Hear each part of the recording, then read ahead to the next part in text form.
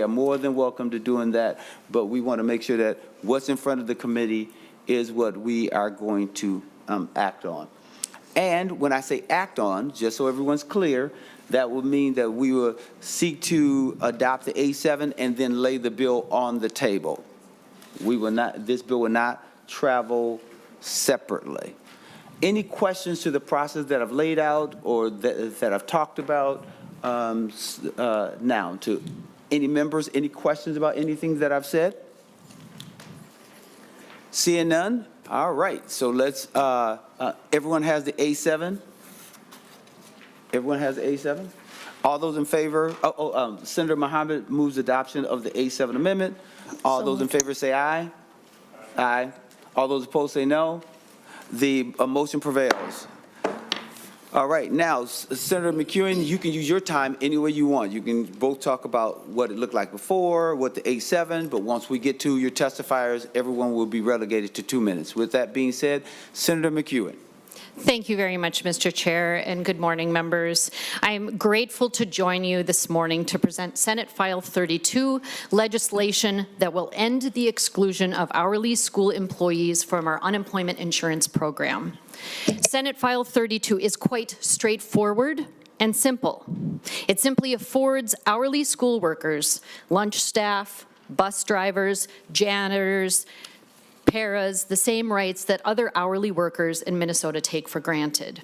It says that they are no longer excluded and they should get the same rights as anybody else. Significantly, it rights a historical wrong simply by removing the blanket exclusion that currently exists in our laws.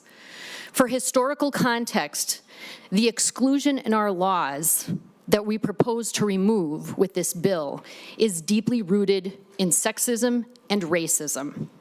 When our state insurance system was created, this care work done disproportionately by women and people of color, particularly women of color, was unfortunately not as valued by the white men who created the system. Mr. Chair. Senator Pratt. Thank you, Mr. Chair. We're going to debate a bill here, and I guess I'm a little uncomfortable that we're starting off this debate focusing on this exclusion, which has been in law for many, many years, as based in sexism or racism. I think that's wrong. We should be having an objective conversation here, and I would ask that the chair direct Senator Mohammed, or Senator, sorry, you were in my line of sight, Senator McEwen, to let's stick to the bill. We don't need this kind of hyperbole dominating this conversation. Thank you. Mr. Chair. Senator McEwen. In response, I respectfully request not to be interrupted in my introduction of the bill. The sexism, the historical nature of this sexism and racism is paramount in understanding the need for this bill and the context with which we bring this change. To everyone, because I know that we're talking about something. Did you want to say something, Senator Mohammed?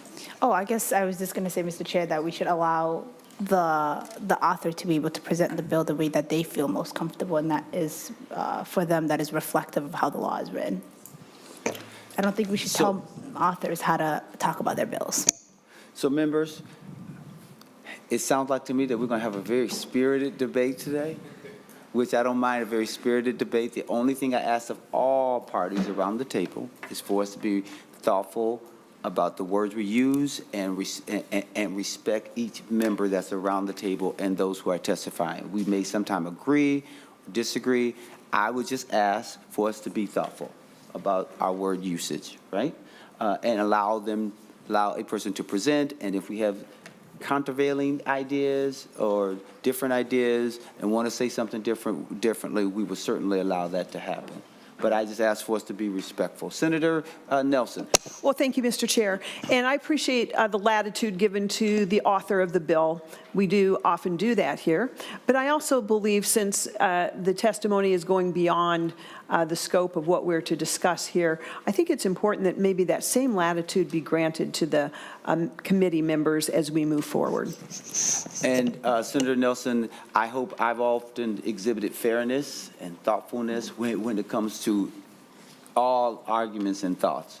because I don't believe in just allowing one side to say something and then find a way to mute or undermine the testimony of anyone. So point well taken, but I would just repeat that my practice, both here and on the floor, is always about giving everyone an opportunity to be heard.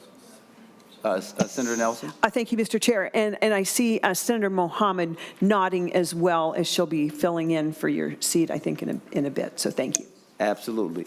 And as I often mention, Senator Mohammed is capable and ready in order to sit in this seat at any time. So I'm grateful for that. So with that being said, Senator McEwen. Thank you very much, Mr. Chair. For historical context, this exclusion that we propose to remove is deeply rooted in sexism and racism. When our state insurance system was created, this care work done proportionately by women and people of color, particularly women of color, was unfortunately not as valued by the white men who created the system and dominated our halls of power. That care work, the cooking, the cleaning, the transporting, the everyday care and support for our children, they simply did not give it the same value as the work performed in sectors dominated by men. So they specifically excluded these workers from collecting unemployment during the summer months. Perhaps what makes this injustice so alarming is that it continues into our present day. Today, we would profess to know better.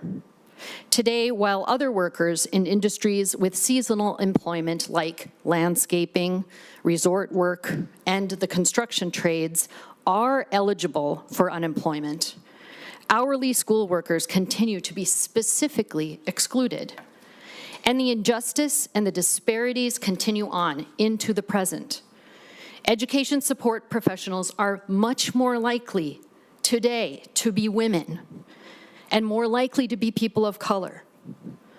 They are also more likely to be older than the rest of our workforce and more likely to receive substantially lower pay than the typical worker. Into our present day, these workers, thousands of our fellow Minnesotans, are specifically written out from our laws from receiving. They are excluded from our state's most basic fundamental workers' rights and protections. What's more, what truly compounds it all is how we have just emerged from a global pandemic where we all waxed romantic about how essential these workers were, about how much we value them. Well, it's time to give our words meaning and to stop treating these fellow Minnesotans as a second-class disposable workforce. I want to highlight a few reasons this policy is important to our schools and our workforce. First, this small economic support is a critical safety net for Minnesotans who are working paycheck to paycheck. As we know, most people need to work year-round, and these workers are no exception. And they are already underpaid. Many of these school employees are making under $15 an hour without access to health care or insurance. They are quite literally living paycheck to paycheck and working sometimes multiple jobs to support their families. Making sure this basic economic fairness measure is available to them, to workers who find themselves out of work through no fault of their own, is exactly what the unemployment insurance system is for.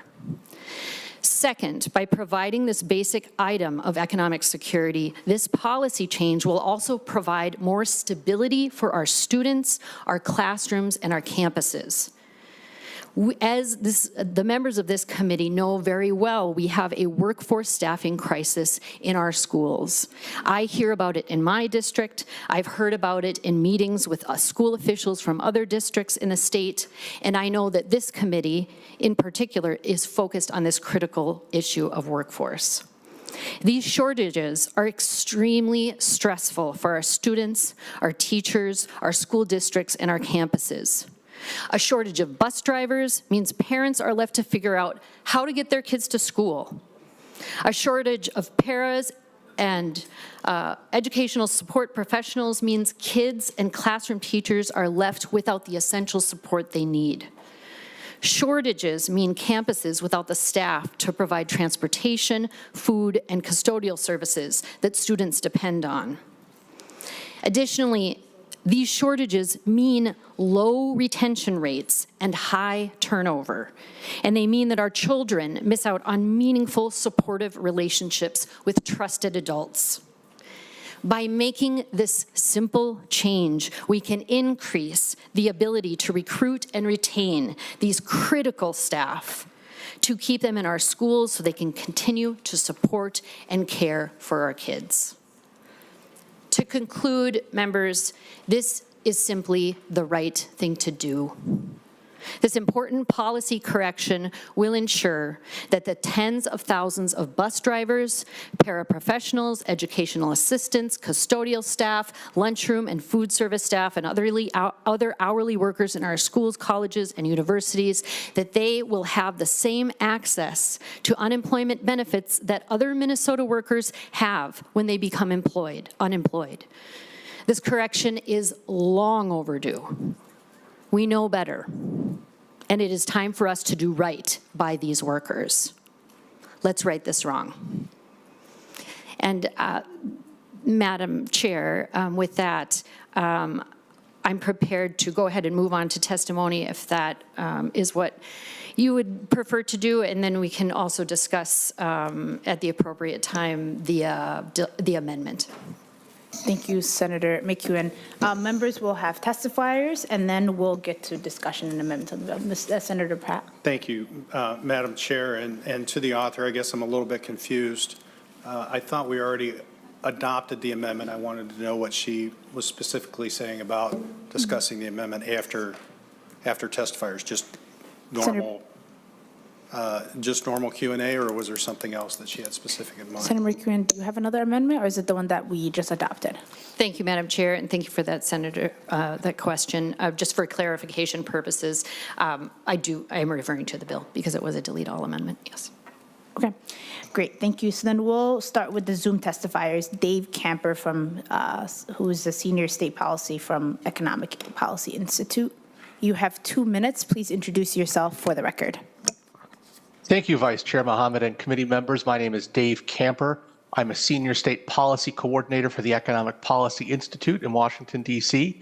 I'm going to share my slides here. Because I want to make sure I respect the focus of this committee on jobs, and because I want to stick to my 2 minutes, I'm going to skip a number of these slides because you have them in front of you. But I'd like to highlight a few points. We at the Economic Policy Institute focus on the labor market. Our expertise is in jobs, worker wages, and other things that are affected by this bill. Again, I'm not going to go through every single one of my slides, but there's a few points I'd like to highlight. The first is that school support staff are paid low wages. The average weekly wages, the median weekly wages of all workers in K-12 public education support workers show that food service workers, bus drivers, teaching assistants, school custodians all make less than median workers. In part, this is because their hourly rates of pay are low, but this is also because many of them do not work an 8-hour day. A teaching assistant, for example, generally works the length of a school day, which is generally around 6.5 hours. And so worker wages of school support staff are very low. What we did in the study that I put together that was underlying this testimony is we compared this bill to what happened in Illinois in the summer of 2020, where they enacted this benefit for 2020. And again, I can answer questions if you want to, but I'd like to skip ahead again to the impact of this bill on low-wage school support staff. Our calculations, and I'm happy to answer questions about those calculations when we get there, is that the average unemployment compensation for a school support staffer during the summer will be $369 a week. Now remember, that's only if they don't have any opportunity to work, because they cannot refuse work to collect unemployment. But it would be $369 a week, which is a very significant number for a very low-paid workforce. Speaking of which, and I think that to button it up for this committee, I want to focus on this slide here. If you want to wrap it up, Dave. Yes, Minnesota's employment picture is the best in the country, except for school employment, where it's terrible. We need to make things easier, not harder, and pass this bill. Thank you. Awesome, thank you. Chair, I did not get this in my packet, So I was wondering if there is a copy that could be handed out to members of the committee? We just also emailed it around to everybody, by the way. Is that not in anyone's packets, by the way? Okay. Tom just emailed it to all of you. All right, next we'll go to Tilly, who is a food service worker with Minneapolis Public Schools, also on Zoom. Good morning, Chair and member of the committee. Somehow I am having problem with my video. I've been trying to work on that, but I'm gonna go ahead. My name is Tilly Getchaway.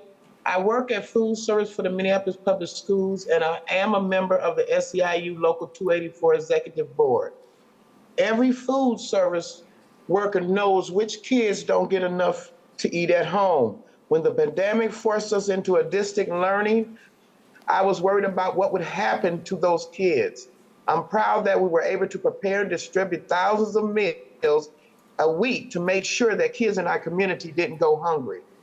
At a time when we needed to address racial disparities in our state, when children are facing more and more challenges, we need more caring adults in our school. But we can't provide stability for Minnesota kids if we can't provide stability for our own families. When I was younger, I used to work 2 or 3 little jobs and clean a little daycare, neighborhood, my church, anything I could find to make ends meet. I can't do a second job anymore. I'm 58 years old and one job just has to be enough. I work in the summer, but summer meal program only lasts 6 weeks and it's only 4 to 6 hours per day. I normally work 8.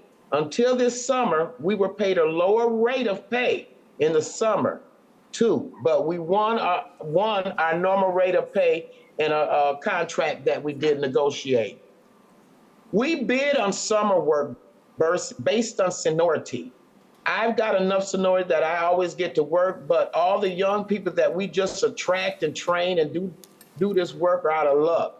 Those young workers also have young families, and having access to unemployment will provide them with some stability. For me, having access to unemployment for the week between the end of the school and the beginning of the summer meal program would be a game changer. No one is going to hire me for those weeks. I tried to save for the summer, but food service workers don't make very much money. If you want to wrap it up, Tilly. Okay. I stock up on my pantries, but can't help to fall behind. One time they mentioned about some people wouldn't want to work if they had unemployment in the summers. You don't get paid what you get paid on your normal pay for unemployment. It's just enough to just barely keep you going, so you ain't got to try to be, looking for something else for a couple of weeks job just to keep money in your thing. Thanks for listening for me today. Have a good day. Thank you. Next, we'll go to Mick Kelly.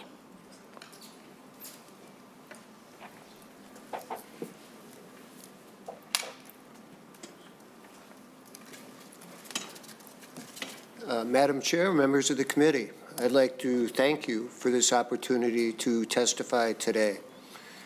My name is Mick Kelly. I've been a cook at the University of Minnesota for the past 21 years, and I urge you to pass this measure. Folks who work at the University of Minnesota need unemployment compensation during the times that we aren't working. We have families to feed, rent to pay, mortgages, everything else, and yet we want to take our families on vacation too. And the reality is, without the cushion of unemployment, we can't do those things. This is a real necessity. I work at a place called Pioneer Hall, cook for thousands of kids, 3,000 or 4,000 each day. Some of you may have seen it on the news last year. In fact, it was a national news story because we were unable to feed kids, unable to feed the college students. And the reason why is that people don't want to come there and work. And a reason that people don't want to work there is the fact it isn't really year-round work. We need to have that. We need to have a stable workforce to provide for the people we serve. That's something that's absolutely essential. I work with people mainly, most of my coworkers aren't white. Most of my coworkers are African American, Latino, some are Native American. And there is a real disparity about the way that workers are being treated in this state.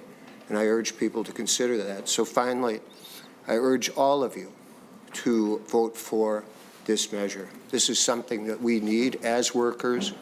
Senate File 32 is extremely important. Thank you very much. Thank you, Mick. Next, we'll go to Christina Maggie.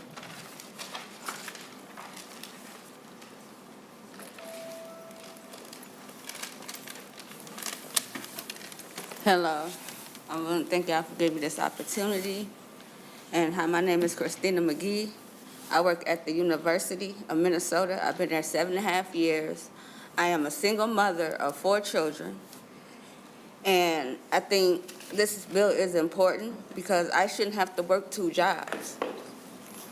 I work so hard for my children and me, and I do this because I didn't want to become homeless like everybody else. I had workers that became homeless, couldn't barely feed their children. This needs to be in the bill because it's hard for us. We struggle. Just imagine if you guys were in my shoes. If y'all weren't in that chair, how would y'all feel? Like y'all being a single parent on your own. How would y'all feel? Like this really needs to be in the bill. We struggling hard. And that's all I have to say. Thank you. Thank you so much. Next, we'll go to Kat Briggs, who is a bus driver with District 196.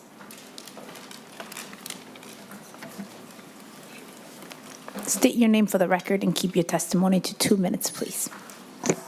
Thank you, Madam Chair and members of the committee. My name is Kat Briggs. I am a school bus driver for Independent 196.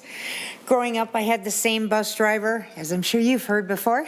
Her name was Peggy. I had her driving me to school, to and from elementary through high school.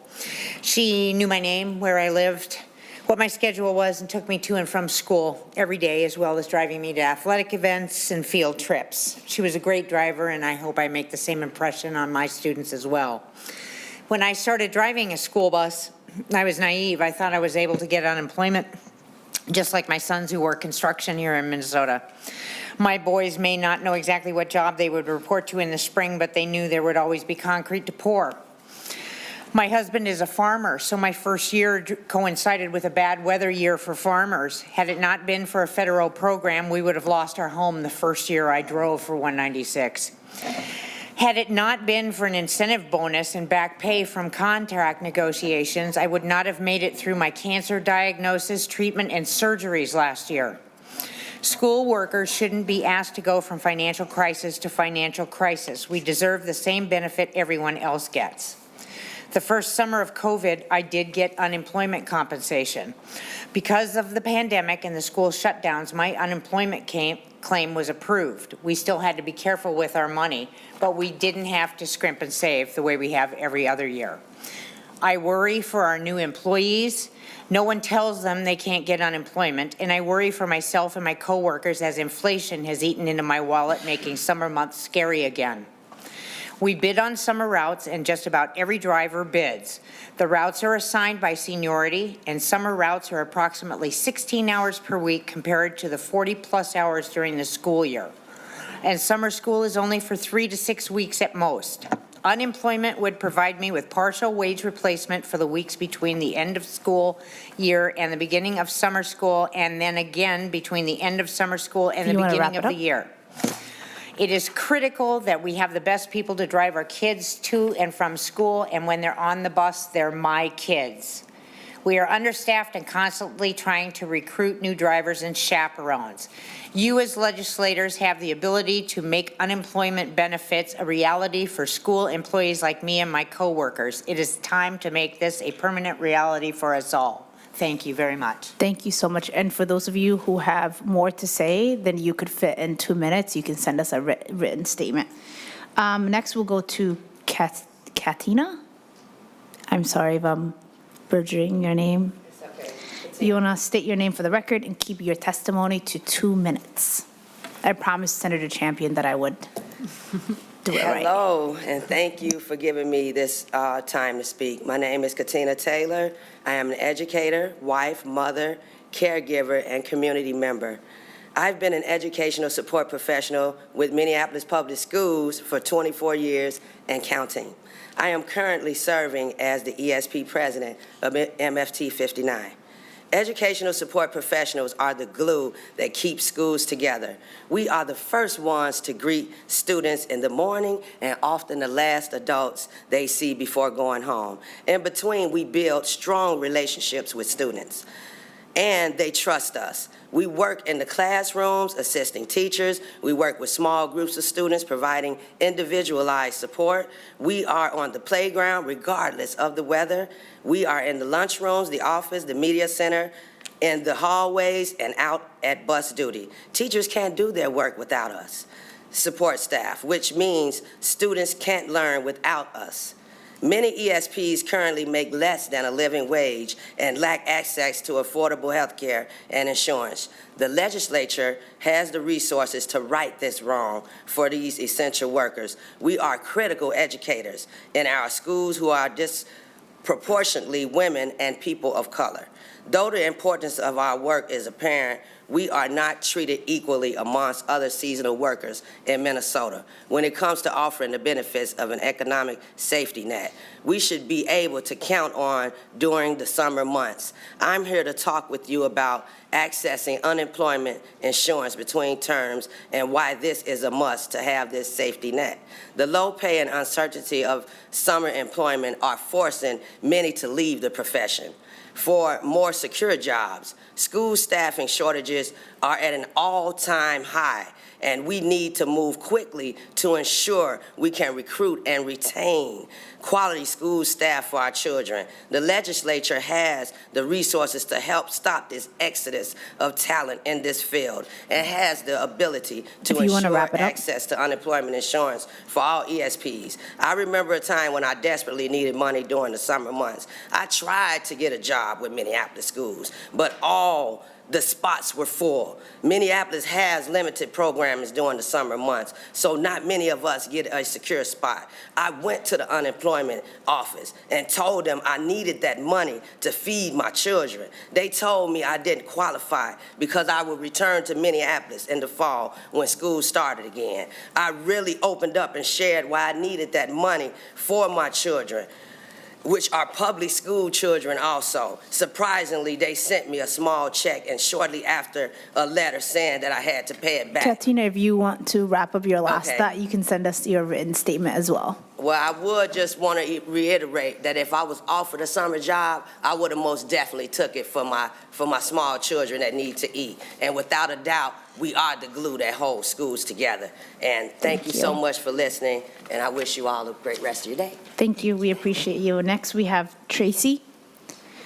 Tracy, if you want to keep your statement to 2 minutes, please, and state your name for the record.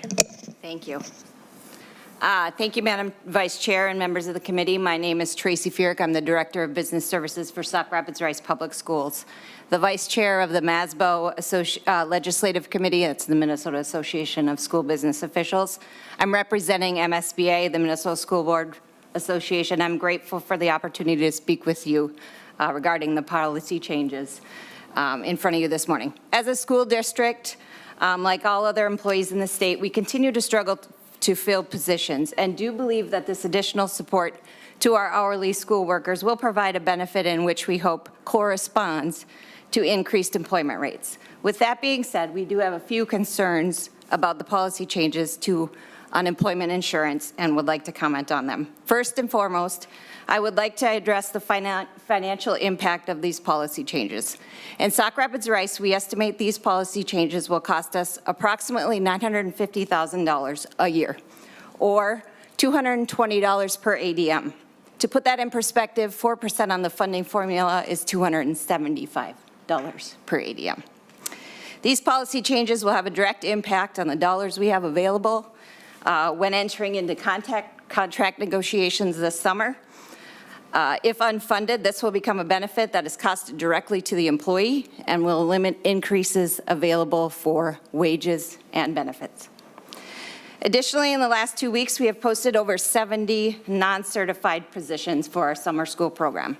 None of those positions have been filled at this time. Our summer school programming typically serves around 600 students, and we are anticipating similar numbers this summer. Our summer school program is developed to support our students who need it the most.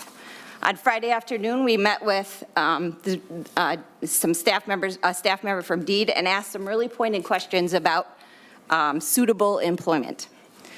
What we heard is that our 4-hour summer school positions will not qualify as suitable employment, meaning we are going to have a hard time filling those summer school positions that we have posted. If you want to wrap it up. Yes. Let me flip. Again, I want to thank you for the opportunity to speak with you this morning. Our ask is this: fully fund these policy changes, move the effective date of the policy changes to the summer of 2024 so we can have time to plan, pivot, and change some of the ways we do summer school, and make sure that we can continue to support our students in need. Thank you. Thank you so much. Next, we have Tom. Tom, if you want to state your full name for the record and keep your testimony to 2 minutes.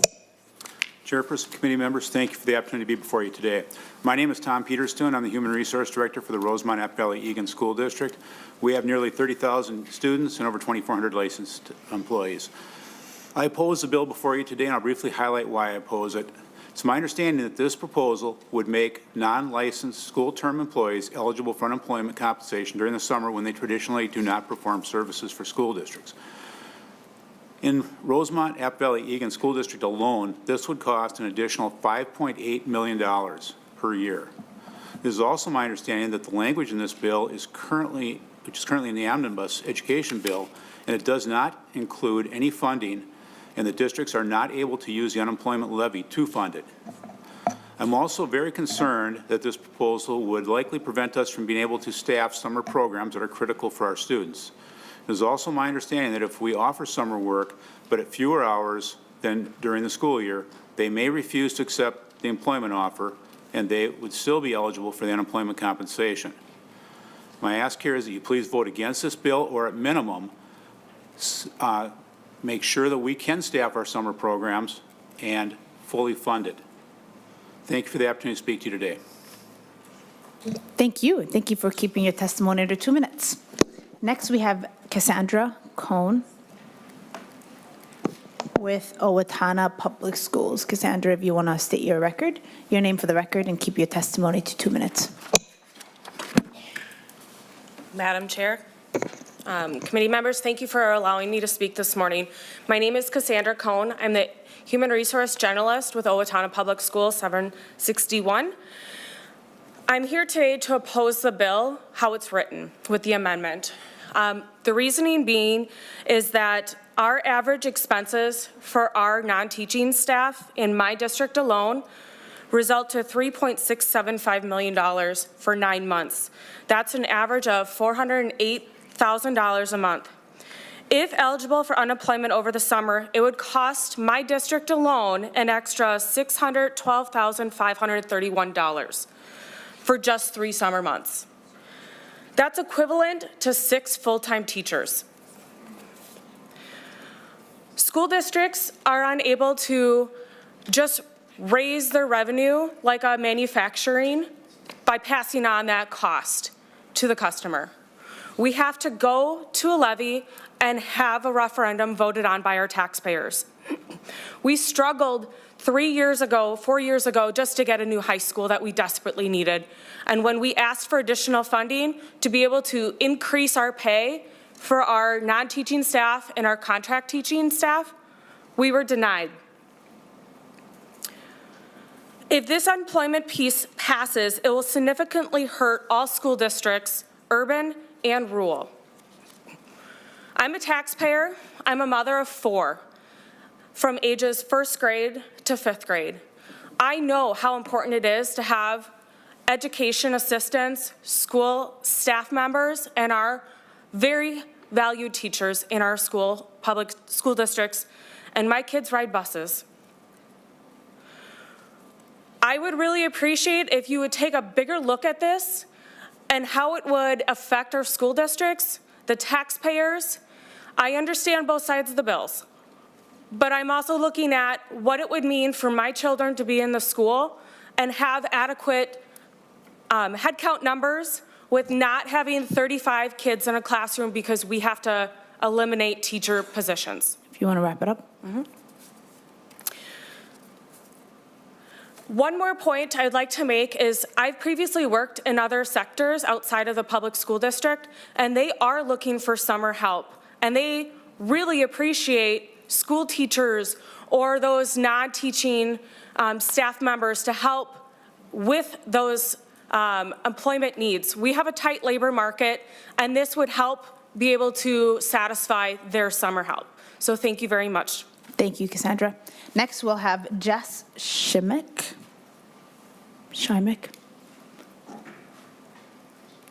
With Ramsey Community College. If you want to state your name, your full name for the record, and keep your testimony to 2 minutes. Thank you. Good morning, Madam Chair and members of the committee. My name is Jess Schimick, and I am a college lab assistant 1 at Anoka Ramsey Community College, where I've worked for 8 years. I'm one of 2 CLAs in the visual arts department, and I specialize in photography and 2D studios. The other CLA specializes in the 3D studios. I am also on the executive board of AFSCME Local 4001, and I am a steward for my campus. Thank you for hearing my testimony today. I am here to express my support expanding eligibility of UI to higher ed hourly workers. There were years that I really needed some financial assistance from the state that was not there for me. We have sold one of our cars, so we didn't have to pay for gas and insurance on 2. I've ridden my bike all summer long and eventually bought a scooter that gets 80 miles to the gallon to save on gas. We only travel on vacation during winter and spring breaks because I must take vacation time to get paid for those breaks anyway as well. We rarely go far since we can't afford anything too extravagant. The economic security of this bill can be the difference between me making ends meet or taking money out of my deferred comp. I do have a second part-time job shooting real estate photography that I do concurrently with the school year. Usually that works out well, not getting too busy during the school year and picking up during the summer. However, that's not always the case. When the housing market slows down and interest rates go up, I can use nearly all of my summer income. It's not a perfect situation. If I can't count on getting any income from my college or my photography gig, having access to unemployment insurance while I search for another short-term job would protect me and my family. Minnesota State seasonal workers like me make sure that students can jump right into their courses and are ready to go. The jobs that we do and the ways that we support the students are essentially the same kind of worker that you'd find in the K through 12 setting, but in higher education. We do what we do because we believe in helping the students. I just want to reiterate that this is as important to seasonal higher ed workers as it is for the K through 12 workers. Our work is the same, as is the lack of investment in us as workers. I am about to get my last paycheck until September, and I simply don't know if I will have much of an income this summer. This bill would guarantee that I would have the same backstop that construction workers get. I also just want to make sure that this is on record that AFSCME Council 5 wants and expects that unemployment insurance will be passed and become law. This bill has seen hurdles in the Senate that we have not seen in the House, and we want to be clear that we do not support stripping higher ed workers from the bill. We deserve the same protection of unemployment insurance that other seasonal workers already get, and we demand that both K-12 and higher ed workers get this access this summer. Again, I want to thank you and Senator McEwen for being a champion for us, and I ask for your support in passing Senate File 32. Thank you very much. Thank you, Jess. Next, we have Scott. Scott, if you want to state your full name for the record, I did not know how to say your last name. I apologize. And then keep your testimony to 2 minutes. Madam Chair, members of the committee, my name is Scott McMahon. I'm with the Minnesota School Bus Operators Association, and it's a pleasure to be here with you today. The Minnesota School Bus Operators represent the private companies that provide about 60% of the bus routes across the state on a daily basis, transporting kids to and from school, to activities, so on and so forth. Under current law, we provide our drivers 9-month contracts. If that 9-month contract is to be extended and renewed for the following school year, those drivers are not eligible for unemployment insurance. If that contract is not going to be renewed, those drivers are eligible for unemployment insurance. This bill, with the repealer included in it, will change that so that all of those drivers become eligible for unemployment, whether or not they have the notice for renewal. When we submit contracts starting in September, those drivers know that come June 1st or June 15th, whatever the contract terms are, that payment and that employment ends, and then they know whether or not it's going to be extended beyond that. Those drivers have 9 months to think about what's going to happen during those June, July, August months. They have time to plan. What this proposal would do would be add costs to our contracts, which will be costs that have to be passed on to the school districts. So when you heard some school officials talk about the budget impact that their schools will face, they're not taking into consideration the cost of contract increases that are going to come as a result of this. We do have concern that that drivers who normally take the summers off and don't work and aren't anticipating payment will use this as an opportunity to add costs to school contracts by availing themselves of a benefit that for the past number of years they haven't been using. So we do have some concerns about this one. We do appreciate that that the drivers would be classified as temporarily unemployed, so we can call them back as drivers are needed over the course of the summer. But this will be a cost for the school districts. It will be a cost that are borne by our employers. Another side of it is a number of our school bus contractors also provide motor coach services, so tourism, trucking, and so forth. As those companies' experience rating increases, those costs are going to impact those other businesses as well. So their costs are going to increase as a result of this bill. It's not just the school side of things. So happy to answer any questions as the hearing continues. Thank you, Scott. That was right at 2 minutes. Senator Drahan? Thank you. And if I could ask the testifier, Chair, do you have any idea how much you think it will add to the contracts, to the school districts? Scott? Chair, Senator Draheim, at this point, we don't know.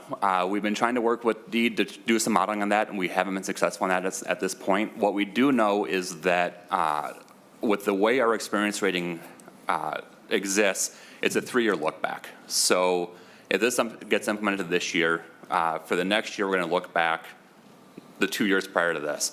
And so it's going to be into the next, not the biennium that you're currently budgeting for, it'll be the next biennium before the full costs for the contractor side will play out in the budgeting for our school districts. We do have concern that it's going to be significant cost increases, but we're not quite sure at this point what the actual reality of that's going to be. Thank you. Thank you, Senator Drahan. Thank you. Next, we have Paul. If you want to state your full name for the record and keep your testimony to 2 minutes. It's bourgeois, it's French, so it's not spelled. I tried. I didn't want to mess it up. Okay, Paul Bourgeois, Executive Director of Finance and Operations for Minnetonka Public Schools. I'm here on behalf of the Minnesota Association of School Business Officials. I've been a business manager since June 6th of 1994 when I started in Rochester, Senator Nelson. It's baseball season. Twins are in first place. The reason I'm mentioning that is because school board members and superintendents expect school business managers to kind of act like umpires, just call balls and strikes, right? So there's just a couple of balls and strikes I just want to mention about this particular bill. The compensation, the unemployment compensation for employees who have not been getting it is definitely needed. However, the cost unfunded mandate is very concerning. Both of the House and Senate bills where this is covered, they have 4% for the first year of the biennium. This will take 3 to 3.5% of that. And when you think about school districts, 75 to 85% of our budgets are personnel. Even with all the technology, we are a people-intensive business. So if we have more cost to deal with in terms of the box of funding that you give us that we have to fit into, the concern we have is that this could possibly trigger some people, some positions not being able to be continued because we have to make it all fit in that same box. So we value all of our employees. We want to keep them. So if you can find a way to fund this bill, it would be much more beneficial overall. So please consider trying to fund this bill. Thank you. Thank you. Next, that concludes for our testifiers. So we'll have Deed come up so they can help us answer some questions. Senator Drahan? Madam. Senator Putnam. Senator McEwen. After you, Madam Chair. I don't mean to interrupt. Okay, we'll go with Senator Putnam, and then we'll come to you, Senator McEwen. Thank you, Madam Chair. Madam Chair, I can postpone until we get to the regular question and answer period of the morning. So. Okay, thank you. Senator McEwen, did you have something to say? Yes, thank you, Madam Chair. Just as we begin our discussion, I wanted to give us some sort of basic understandings around unemployment insurance and how it works. I think that in the discussions and work that has been done, frankly, over years and in a bipartisan manner, we have both Republicans and DFLers who have worked on this issue through the years, and we are now at a point where we need to make this happen, but there's I think some misunderstandings around how unemployment works and functions that I want to make sure that we're all on the same page for. So just a couple of things. Everyone applying for unemployment, these workers included, have to meet all of the requirements for unemployment in order to receive it. So they have to be available for work, they have to demonstrate that they are actively seeking employment, and they must accept suitable employment if it is offered to them. So if a worker does all of that and meets all of those parameters, then they can get about half of what they regularly make, which in the case of these workers estimated, the lunch workers, it's estimated in our fiscal note for E12, the E12 portion, that they make just over $300 a week. So half of that, $150 a week, if they meet all of those requirements. So school districts can and should be offering summer employment that is suitable employment. I also just want to make sure that people understand that workers who accept summer positions with less hours than they work during the school year would still be eligible to receive a partial unemployment benefit, and that they would make more than if they did not accept one of those lower houred, less houred positions. So for example, in a situation where the work that a district chooses to offer in the summer pays less than the unemployment benefit and is less than 35 hours a week, which they all are, even often during the school year, those workers would still be eligible for a partial unemployment payment with only 50% of their lower part-time earnings deducted from that unemployment payment. So someone, for example, if someone received $300 a week in unemployment compensation and they accept a summer program work that pays $200 a week, they would see their unemployment benefit decreased by $100 because it would be that partial benefit. But if they continue to work for those less hours, their net earnings for the week with the partial unemployment and the salary that they're making from the less hours would come to $400. So they, as opposed to if they were collecting unemployment and getting $300, if they're working those less hours, they're taking home $400. And for people who are living at this economic level, $100 is a huge difference. That's a huge difference in their salary.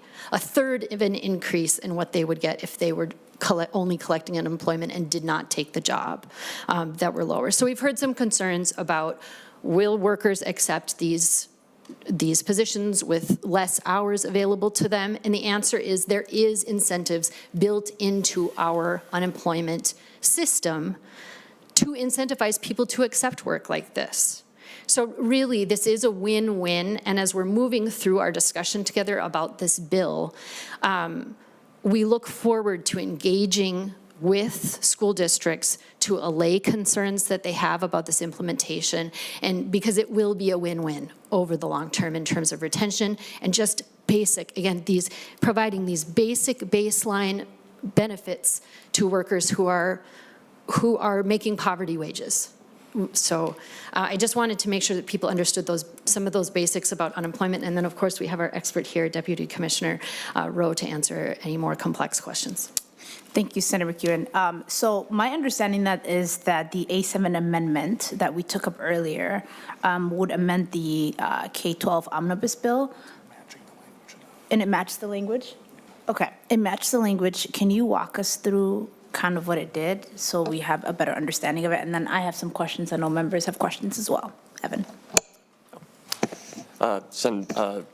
Madam Vice Chair, Senators, so the A7 amendment and does a few different things. One is it in Section 1, it adds some provisions around district levy authority in terms of what school districts may or may not levy for. And then the bulk of it is in Section 2, where it removes language, as Senator McEwen said, that makes employees of school districts ineligible for unemployment insurance. So it essentially removes what are known as the between terms provisions from the UI legislation. Federal law requires that individuals that are in an instructional, research, or principal administrative capacity are ineligible, and so that restriction remains in the law. But the bill removes those restrictions for people who are not in those roles. Additionally, the bill requires the Department of Education in consultation with the Department of Employment and Economic Development, my agency, to report to the legislature regarding the costs that are a result of this bill. Thank you. Members, questions? Senator Nelson. Thank you, Madam Chair. Thank you for the run-through on the amendment. It's hard to vote on an amendment. That's why I did not till you know what it means. So thank you for bringing these forward. What I wanted to have you repeat for me, please, is the removal of the between terms provision, which is what now would not allow our 9-month or our school year employees to collect unemployment insurance. Now, you mentioned that the federal UI has some of those restrictions in it. And I would like you to tell me those roles again, the federal UI and what its requirements are regarding who must keep in those between terms provision. Evan? Madam Vice Chair, Senator Nelson, I think the language, it's at it's line 2.9 and 2.10 of the A7 amendment. Instructional, research, or principal administrative capacity is the language from the federal UI statute. And I think the way to kind of the plain language version of that would be teachers, principals, kind of the more senior roles. And this is language taken directly from federal guidance to ensure that the bill complies with federal requirements, and we're confident that the language as it is currently written does. Thank you, Madam Chair. And then just one more question, and perhaps the author covered it and I might have missed it, but the intention here is then to add, to allow a large number of school workers to participate in UI who have not been able to in the past until perhaps this legislation passes. What I'd like to know is so just as a background, UI normally, as it's functioning now, and that is I think it's the insurance that our employers pay on each employee. And I'd like to know, have the employers, it's a rhetorical question, but it's important to get it on the record, have the employers of the group that we're looking at allowing to collect UI, have those employers been paying then that insurance premium? Evan? Madam Vice Chair, Senator Nelson, so There's two different types of employers within the UI system. There are tax-paying employers, which make up the vast majority of UI employers in the state. And what those folks do is they pay a base tax rate. They pay based on their experience within the program, so how much they contribute to costs in the UI system, and that's sort of their basis. Public school districts and public institutions, by and large, and most nonprofits as well, are what we call reimbursing employers. They reimburse the UI trust fund directly for any costs that are incurred as a result of their contribution to the system. I think pretty much, to our knowledge, pretty much all public school employers are reimbursing employers. So we would expect that they would repay dollar for dollar the expenses that they would contribute to the system. Senator McEwen, did you have something to add? Yes, thank you, Madam Chair. And this is just sort of related, not directly, Senator Nelson, to what you had asked, but somewhat related. I thought it would be a good moment to point out that there should be a letter that was provided to all of the members from First Student. This is a contracting organization. And I know that we've heard some testimony, and there is some disagreement about whether this is going to be something that is going to be great or something that is going to be difficult to implement. But First Student is a contractor and is actually saying, yes, please pass this, because they are already paying into the unemployment system. But they are not able to, because their workers are not able to take advantage of unemployment during the summer months, they're not getting, as an employer, the benefit of retention and stability for those employees that they should be getting when they're paying into unemployment. So I just wanted to point that letter out also for your consideration. So Nelson, what happened to the light? I know, I've been using it. I've been overusing it. I need a new pen. But I'm glad you can see, Madam Chair, without the light. Madam Chair, thank you. Well, so, that is really interesting, and I did not know that piece. And First Student, I believe, is a transportation company, if I'm not mistaken. And so I will just get back well, I'll just say this point first, but then I'll get to the rest of my questioning here. It gives me pause to learn this new piece of information, Senator McEwen, and I'm beginning to think that this is a bill about First Student, because quite frankly, it appears that that is who will be benefited from this. A transportation company. However, and I will share with the committee, and I'll offer it for the record, Madam Chair, the costs incurred by our school districts.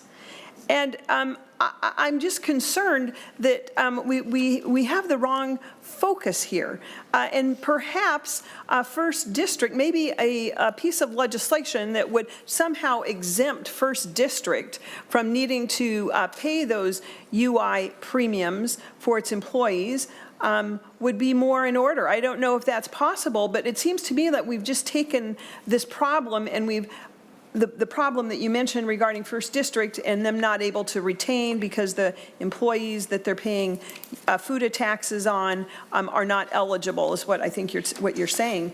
And it just seems that you're putting the entire school districts all across our state at risk. Every one of them has sent letters in my district, and I will share them with this committee, about the cost incurred by this bill, Senator McEwen, which will benefit First Student transportation company. But let me tell you what it's going to do to education, and I'll pass this to you, Madam Chair. I'd like you to include it in the minutes.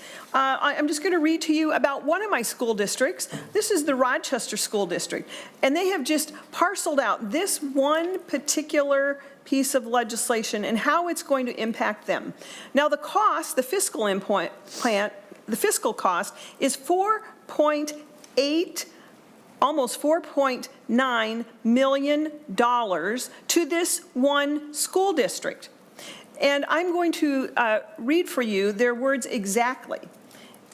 This is a 100% new mandate with no funding, and you will notice that the amendment actually even prohibits schools from levying for this. So where are they going to get their funding if it is not from the state? This is a 100% new mandate with no state aid, no levy authority. For the Rochester Public Schools, this has the potential to wipe out all or most of what we have planned to set aside for teachers' salary increases in next year's budget. Let's talk about retaining our teachers. We have a shortage of teachers in our school districts. And this well-intended bill has the potential to wipe out every salary increase for our teachers. Adding language to provide state aid or permitting levy authority if needed for this mandate would help the district better manage this. And so I know the next thing is, well, let's see, Senator Nelson, we're adding a lot of state aid. Well, on the first page, of which I will send you, the Rochester Public Schools have added up all of the potential state aid, the new revenue coming, and it is $12.863 million. However, if you look, and I'll send you the attachment as well, the total from all the bills, including the one we're talking about here today, the cost of those bills to the Rochester Public Schools is $25.39 million. So you get almost $13 million in aid to pay over a $25 million cost. It doesn't take a rocket scientist to figure out that there's a problem here, and the schools are not even able to levy for it. And of course, our citizens are already overtaxed in the state right now. But the school districts can't even go and levy for this increase. So what is going to happen? The real cost, the economic real cost, is what this proposal will not allow our school districts to do. And that includes salary increases for our teachers. So I will, Madam Chair or Mr. Chair, I will make sure the committee has this memo, and I'd like it entered into the committee record, please.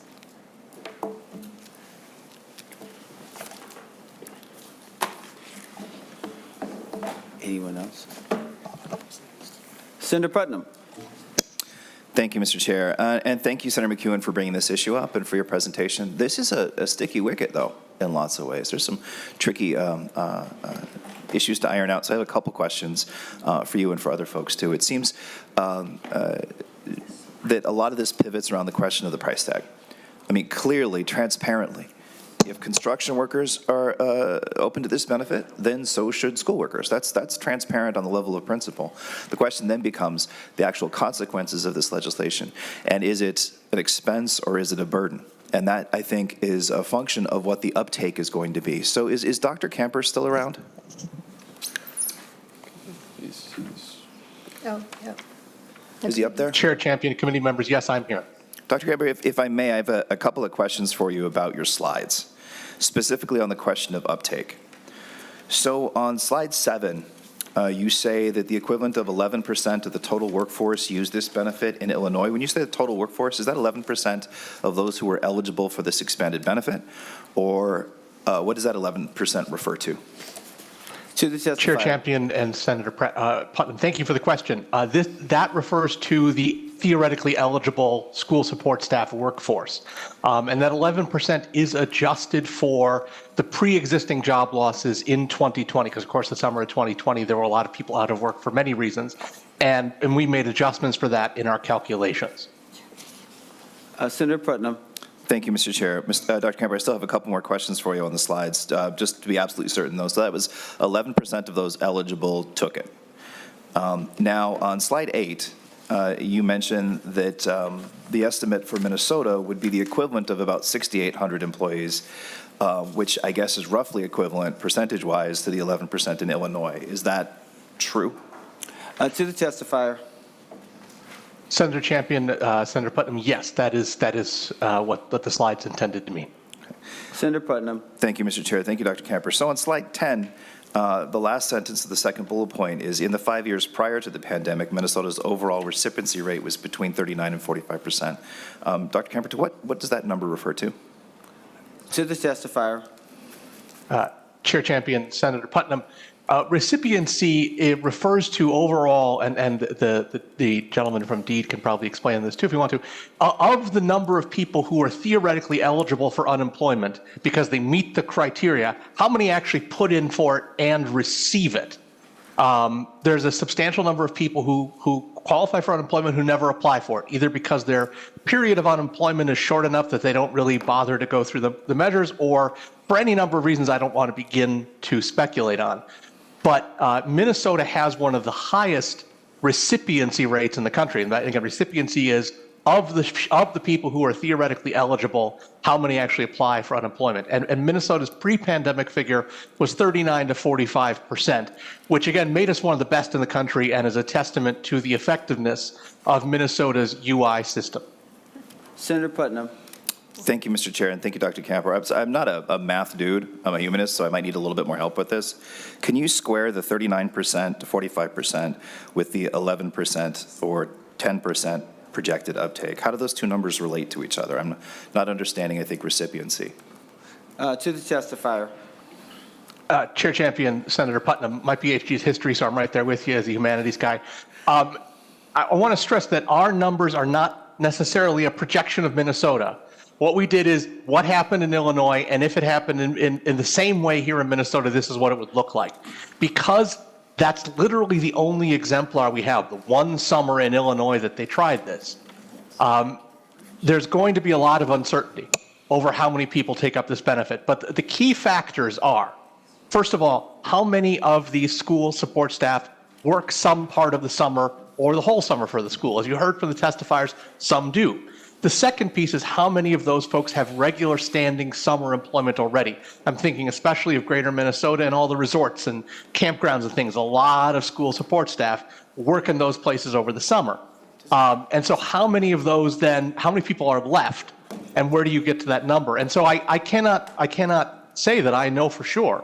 The 11% is going to be the number in Minnesota because it's just, that's what the number was in Illinois in 2020.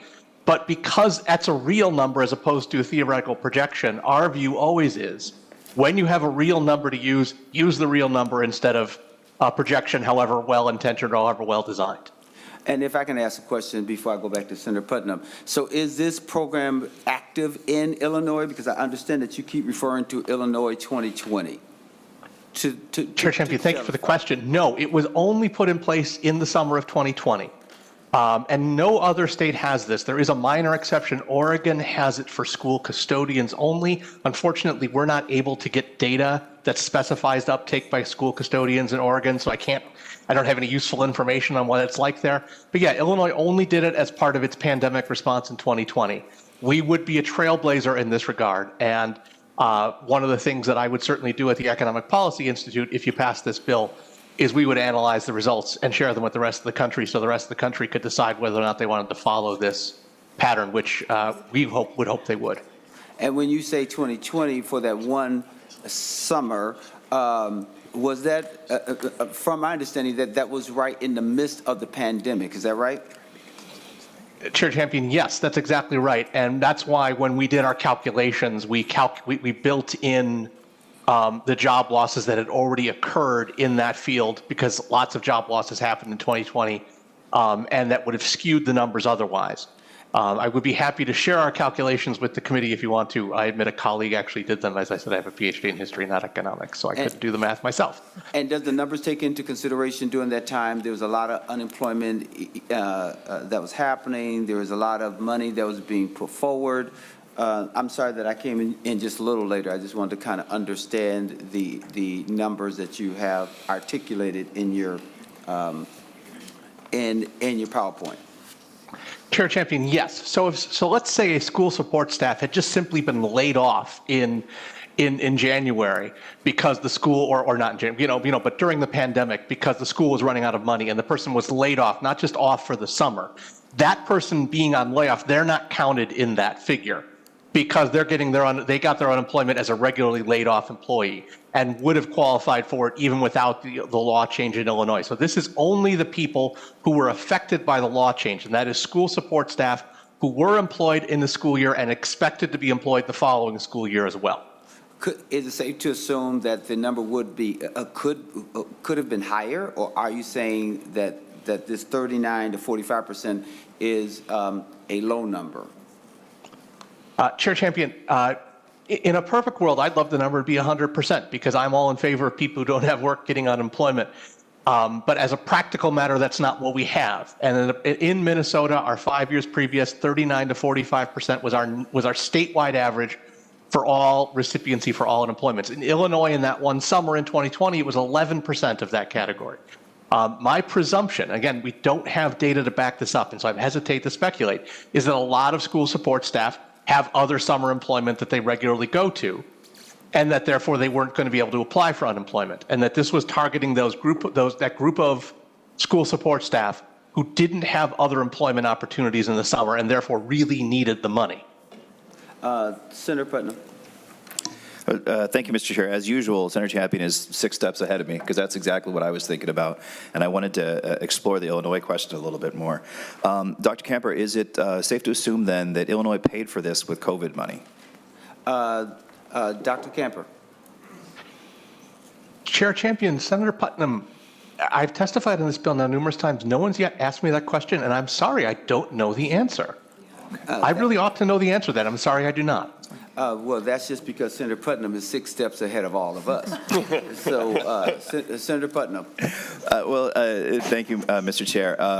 As a history major, I can ask you to speculate in terms of making an interpretive argument based on past fact, right? So, do you have any idea or any inkling about why Illinois isn't still doing this? Dr. Camper. Sorry. Apologies, Senator Chair Champion, for speaking over you there. Senator Putnam, what we understand from having talked to folks in Illinois about this is that it's very much the intention of many people in Illinois to try to continue it. But as I'm sure you all are discovering, or you all know from your years in the legislature, that there's only so many bills that get through in a legislative session, and this bill just hasn't made it through in Illinois again. I do believe that there are efforts currently afoot to reintroduce that, and that it may someday come into law again. But it was passed initially simply as a one-time thing to deal with the pandemic emergency of 2020 and the massive employment loss of the time, and they just didn't get around to extending it past that. Senator Pratt. Thank you, Mr. Chair, and thank you, Senator Putnam, for identifying that as a concern. And I'm going to have a couple of questions for Mr. Rowe and Mr. Camper on this point. So, Mr. Rowe, during 2020, the same period we're talking about here, the employees that we're talking about qualified for unemployment insurance. Is that correct? They were laid off during their term, and they qualified for unemployment.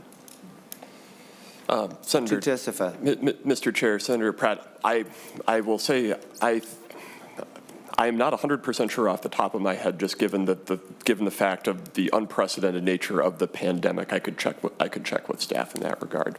But I believe if they had no expectation that they were going to be, the current legislation, the current UI statute requires that you have a reasonable assurance of full-time employment the subsequent academic year. If they did not have that assurance because of the unprecedented nature of the events during the COVID-19 pandemic, then they presumably would have been eligible for unemployment insurance. Thank you, Mr. Chair. Well, Mr. Chair and Mr. Rowe, I happen to recall that specifically these employees did qualify for unemployment insurance because we weren't talking about layoffs that started in between academic terms. And I recall that discussion as far as, with a lot of reimbursable employers at the time. So, Mr. Camper, why are we focusing on Illinois and not other states that would have had similar issues? We all had to deal with COVID-related layoffs in our school system. Why did you focus specifically on Illinois? Mr. Camper. Chair Champion, Senator Pratt. without the law being changed like it was in Illinois in 2020, and like this bill proposes here, school support staff who are off for the summer would not get unemployment benefits. So even in 2020, even with all the added unemployment benefits of the CARES Act and other things, those folks did not qualify for those benefits unless they had actually been laid off. If they had an expectation of returned employment in the fall, they did not get those benefits. So as I've said, Illinois is the only state that dropped that exemption in the summer of 2020, and it's why it's the only state we have useful data to use for comparison. And Mr. Camper, before I go back to Senator Pratt, but does the state of Illinois still have the law that allows others to take advantage of the UI system that was only instituted for the summer of 2020? Chair Champion, can you, I'm sorry, I'm not sure I followed the question. Okay, let me try it again. So it is my understanding that there was a law change in 2020 that allowed individuals to take advantage of UI benefits. And my question is that law still in effect in Illinois where individuals can take advantage of UI benefits now that 2020 has passed? Chair Champion, thank you. Yeah, the change that expanded unemployment benefits in 2020 was a federal change, the CARES Act and related legislation, and that had a sunset date on it, and it's sunset for the whole country. There are some states that are considering reintroducing those and paying for them on their own behalf, and if Minnesota wants to do that, I'd be happy to provide testimony in favor of it. But no, right now, no one has those benefits that were passed by the CARES Act in 2020 because they expired. Senator Pratt. Thank you, Mr. Chair. So, Mr. Rowe, Mr. Camper talked about an 11% take rate. If I recall in the fiscal note, you're anticipating a 50 to 60% acceptance rate. Am I correct in that we are wildly different in our assumptions between what Mr. Camper is providing and what DEED has seen A in the past and B anticipates to be seen? To the testifier. Mr. Chair, Senator Pratt, when our agency is asked to calculate briefly, you're correct. We assume a 55% recipiency rate. We do that because that is the general program recipiency rate. And in the absence of other Minnesota-specific data, we use the general recipiency rate in calculating potential fiscal impacts. If we do have history, if we have specific history that relates to the Minnesota program, for example, the North Shore extension that this body previously discussed and approved, we use that. But given that we don't have specific data around this population under this specific scenario, we use the general program recipiency rate as the most sort of conservative, generally applicable approach to ensuring that we can calculate the potential impact. Senator Pratt, follow up? Thank you, Mr. Chair. Well, I'm going to have some other questions in a little bit. I'll let other members go. But, Mr. Chair, I would suggest that I want to thank Dr. Camper for his candor on his analysis, understanding the assumptions. I believe the committee should be considering probably the 55% recipients take rate, simply because that's based on our experience and given the assumptions that went into the 11%, I think is over. I believe that DEED has better data on this. And probably what will likely be seen is what we see across the system in total. So just for discussion and argument rate, I would hope that members are looking at the DEED number versus Dr. Camper's number. And Dr. Camper, will you be so kind as to check to see where the money came from and how Illinois paid for it and circulate that information back to the committee? Chair Champion, I absolutely will. I will get to it this morning and get it to you as soon as I can. And last but certainly not least, at least for me, unless there's someone else, you indicated that you believe that Illinois was still thinking about doing something but wasn't sure, and you used the phrase, they didn't get around to it. What do you mean by that, and what leads you to believe that they are still thinking about doing something on this issue? Chair Champion, thank you. I had a conversation a few months back with an official at the Illinois AFL-CIO who told me, and I'm paraphrasing here because I'm afraid I don't have it in front of me, that there is a bill that has been introduced a few times to continue this benefit that happened in 2020, but that, like with every state legislature, many more bills are introduced than get committee time for hearings that get a chance to get voted on. And these bills had not yet gotten to the place where they were working their way through all the committees that they needed to get passed. And that was my understanding from those conversations. Senator Putnam.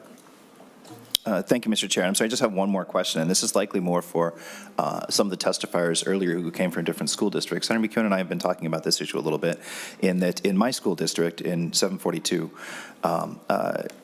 there's a budgetary consideration where they have to plan that every single member who is eligible for this benefit will take it.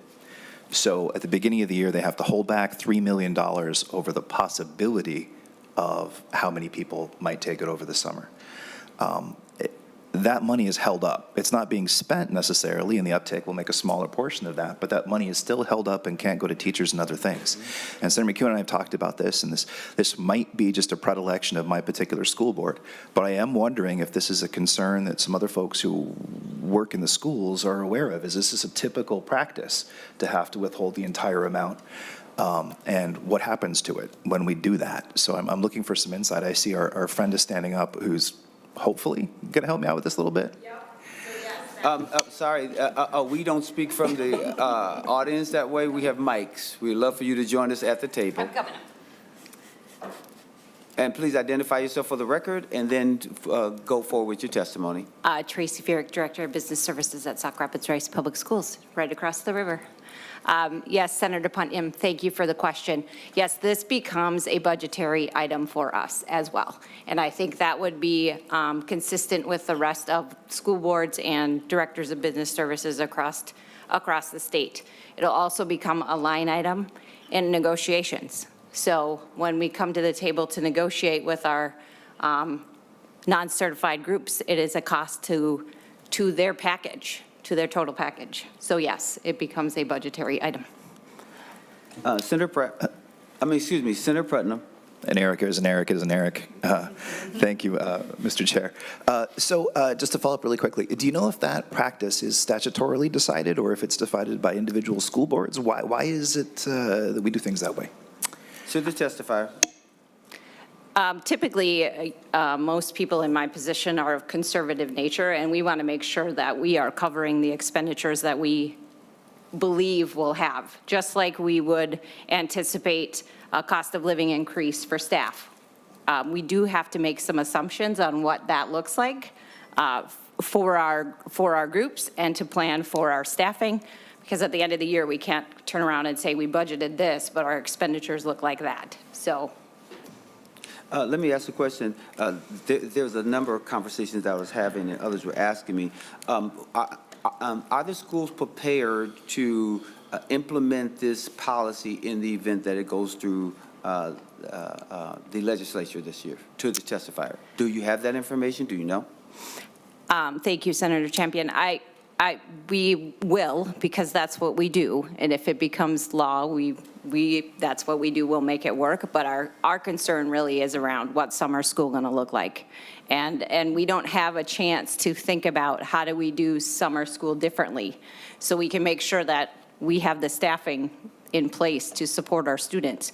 Many of them we are required to provide summer school services to. So it's not like we can just say we're not going to do summer school because we don't have the staff. We have to.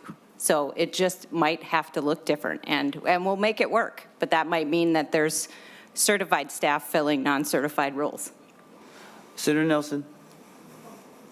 Thank you, Mr. Chair. And this has been such an enlightening discussion. Mr. Chair, I'm so glad you brought this back to our committee so we could really delve into this really important issue. And I do want to just note a couple things that are so important. And one of your testifiers, Senator McEwen, really said it best, which is our hourly employees or our part-time employees are really the glue often are paras that keep our schools together. I know that as a former teacher.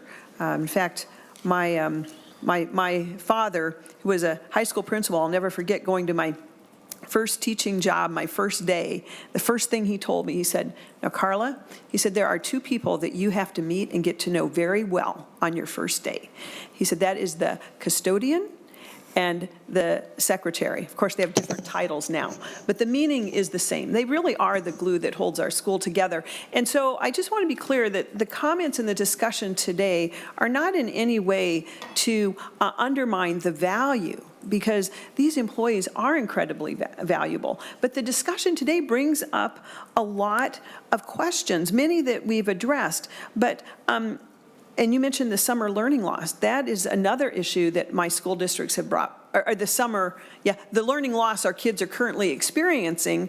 But should this go forward, the loss in ability to bring in those folks who are able to best serve and help with that need. I did want to touch base too. Senator Putnam mentioned a very important piece, which is, school districts they have to, I think it's about April 20th, maybe about right this time actually, they have to send out pink slips to their staff that they feel that suddenly the new budget is not going to accommodate. Now, one time I was one of those teachers. It's another time, but I will tell you, even though the principal and the superintendent said, "Now, this is just a mechanism that we have to do in preparation, and we know that you will be back here as a reading specialist next year." But I just want to tell you, even as not the sole breadwinner in my family, the immense angst that caused to get that pink slip saying your job isn't going to be here next year, even though the leaders are telling you it is. And at that time, I thought, what if I was a single mom with 3 little boys at home and suddenly I got that slip? I just think that that's another reason why this is it's well-intended, but the consequences are so great that I appreciate the discussion. And Mr. Chair, also, I gathered a lot more today as well, noting that no other states are doing this, and that it's based upon what was perhaps done during the pandemic. I, quite frankly, am very, very cautious about having our Minnesota schools, our students, our teachers be guinea pigs for something that hasn't been tried elsewhere or was tried during the pandemic. So, Mr. Chair, this has been a really helpful hearing, and at the appropriate time, I have an amendment. Senator Mohammed.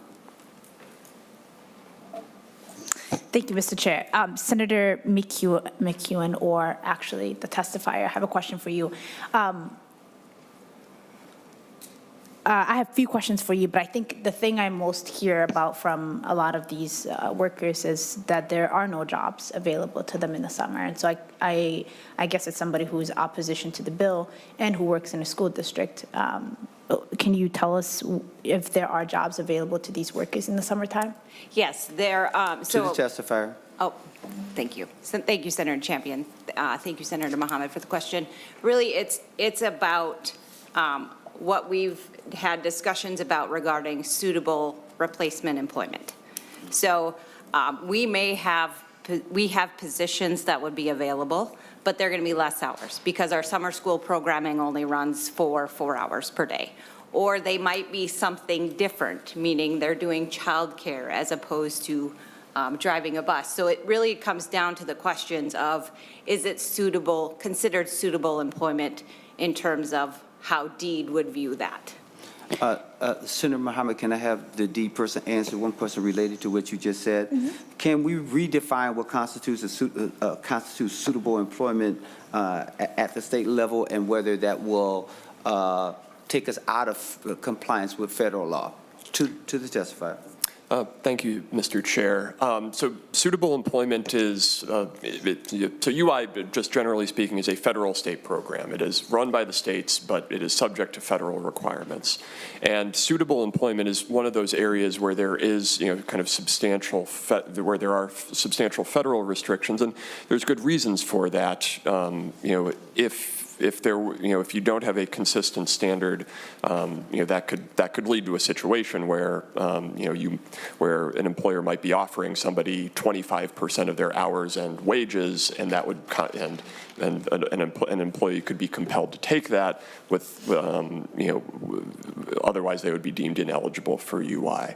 So I think it is unlikely that we would be able to get federal approval for a definition that solely carves out one sector or one classification of workers, just given the federal requirements in that regard, and I think kind of the broader program imperatives.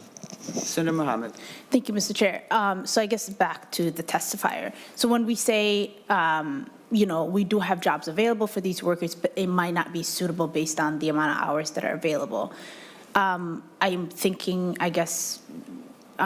about somebody like the testifier we heard earlier from, who is a single mother, who's got a number of kids, no help at home, who's like, once my job's over in June, what am I going to do in the summertime? And am I going to be able to find a daycare? And so when you say, for somebody like that, what is the process for the school district to be able to, for them to find a job that would be feasible for them? To the testifier. Thank you, Senator Champion. Thank you, Senator Mohammed. And that really becomes the question that we are asking for, to kind of take a pause on this and give us some time to plan. Because what if instead of a 4-hour day for summer school, we reimagine summer school and make it an 8-hour day? So we could give somebody a position that was suitable, that would pay for their daycare if they have 3 children and they need to cover that. So we just don't have time with really this coming up on May 28th as the date of enactment to say we're going to do something completely different with summer school. I mean, this is something we need to communicate to our families. We need to ask them if they would be willing to have their students come to school for 8 hours a day in the month of June. So there's all kinds of conversations that would need to happen and time for us to plan to do something a little bit different. Senator Mohammed. Thank you, Mr. Chair. Follow-up? Yes. Thank you for answering that question. That gives me some clarity. So I guess a follow-up for that I'm thinking about, I might have another one after this, is so are you completely in opposition to the bill, or are you in opposition of the timeline of the bill? To the testifier. I'm Senator Champion, Senator Mohammed. I'm not in complete opposition of the bill because I do think there's a gap for those people that work 9 months. But I do think I'm in opposition of the bill not being funded. It's an unfunded mandate to school districts, and it's going to eat up the bulk of 4% formula increase that we may get. And I'm in opposition of the timeline. It is a quick turnaround, which doesn't give us much time to plan. Senator Mohammed. Thank you. I guess not necessarily a question, but I think the pandemic has taught us a lot, and I think it's the thing that if anything we've learned is the fact that we should be able to take care of our workers, and I think you have that same interest here. I don't think you have an interest that's different. But I think to often put things to the back of people's minds and for us to wait when people are suffering, I think we should have a level of urgency around this, whether it's figuring out how the state can pay for it, other people can, but I hope that we can come to a conclusion here, because I know members from both sides of the aisle have an understanding that we should be taking care of our workers, and I'm in support of this bill, but I do understand some of your concerns, but I think we need to move with a level of urgency on this. To Dee, sort of thinking along those lines, because I know there's been a lot of questions, and over the weekend I've been on the phone with the Minneapolis Public Schools and others that have been calling me, and the suitable employment question is really important, as well as the money, like whether it goes into some escrow account and how that impacts budgets. But one of the questions that came up over the weekend, and I'd like Dee to speak to, is about private schools. Because I know there's non-religious and then religious. I know religious is in a different section of discussion. But what will this do for private schools? Does this constitute an unfunded mandate or not? I just wanted us to have at least some information or not about that, and how we treat religious private schools versus non-religious private schools. Mr. Chair, so as far as As far as private schools go, some are covered employment, some are in covered employment, and some are not.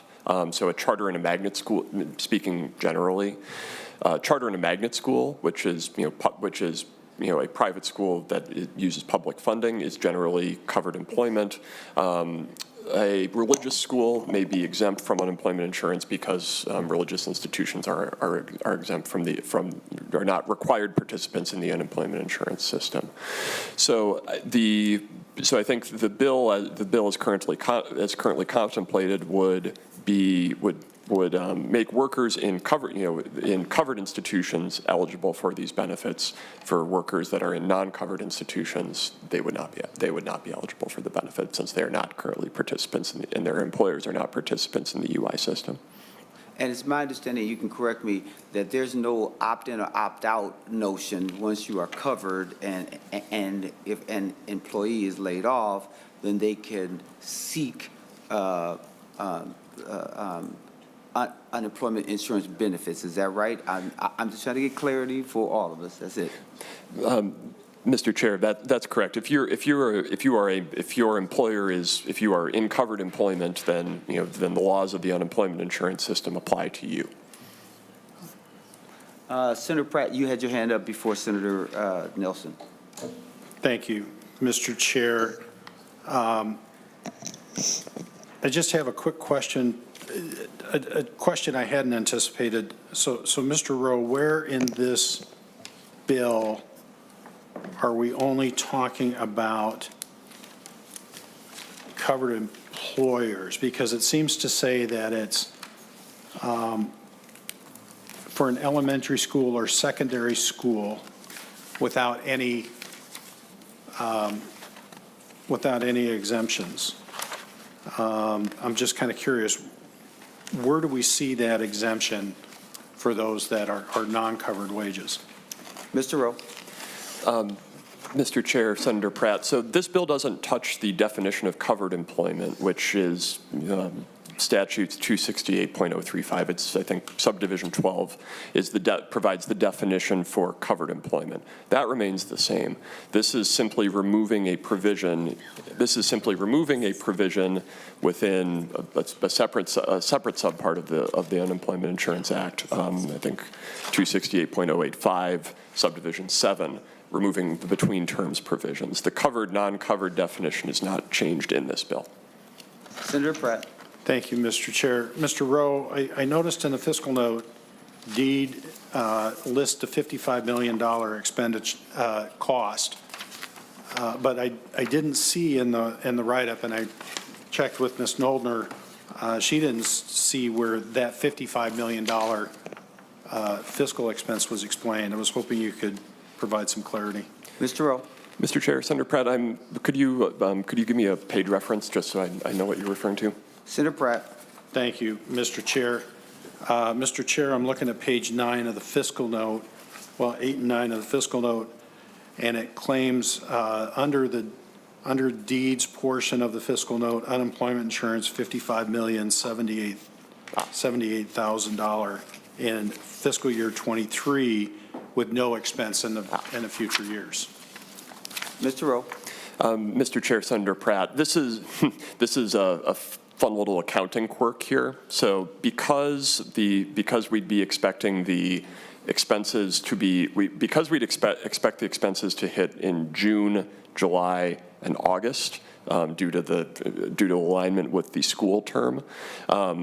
The 55078 is roughly 1/3 of the kind of annual expense anticipated.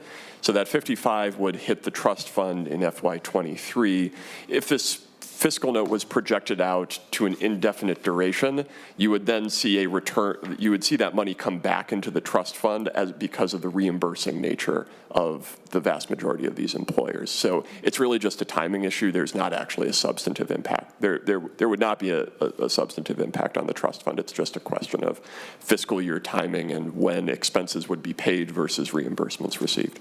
And it's my understanding, as the language is written, the school districts will need to reimburse the UI trust fund. So any money that needs to be paid initially, that burden falls on the districts, and then, on the unemployment insurance trust fund, and then there's a reimbursable notion, which gets to what the testifier was saying, that the districts have to hold that money in escrow so that they're able to pay the reimbursement number, because we don't know how many people will or will not take advantage of it. And that's where you were talking earlier about what should be the number that we anticipate might be, or the percentage of individuals who are eligible who might take advantage of it or not. Senator Pratt. Thank you, Mr. Chair. And I would contend that there's probably a $55 or $60 million carryover every year, in that we're always going to see an expense in June that's not going to be paid off until the next fiscal year. We're not expecting draws on the unemployment system in Q1 or Q4. And so we're always going to have this carryover and this deficit in the UI system. So I think the fiscal note is a little bit misleading on that point. Mr. Rowe, when we had the pandemic, I recall that a number of the unemployment system was programmed to be fairly inflexible, and we had a lot of backlog in manual reviews. People who were able to claim unemployment that in the past were not able to get benefits. I'm wondering, have you checked to see if there's any programming costs that need to be made to the unemployment system in order to accommodate this change? Mr. Rowe. Senator Champion, just on this, just one point I'll just clarify is that the UI system doesn't, the trust fund doesn't run on the state fiscal year. So I do want to just clarify that for members in case folks are not as familiar with the kind of the nature of the trust fund. The trust fund is a balance carried in the accounts of the federal government, which I know you know, Senator Pratt, but just wanted to clarify for members. As far as questions around as far as questions of administration, we've worked through, we've reviewed the bill in depth with our program staff, and they are confident that they would be able to implement it this year. And to that, I'm sorry, Mr. Chair, with no meaningful cost to implement, which was the other part of your question, Senator. And Senator Pratt, if I could ask one question that's a follow-up, and then may yield to you. What happens if a school district doesn't reimburse the UI trust fund? Let's say that there's this cost that's incurred because individuals utilize it. Then you go to a district who needs to reimburse the trust fund. What happens if they're unable to pay? Because you were talking about how there probably won't be an ongoing issue. I'm just trying to anticipate and trying to flesh it out. Mr. Rowe. Mr. Chair, happily, that hasn't really come up too often in terms of intergovernmental relations with this. There are collection remedies contemplated in the law, and fortunately, it hasn't occurred. But I think the UI program does have certain abilities within the statute regarding collections and the ability to make sure that gets completed.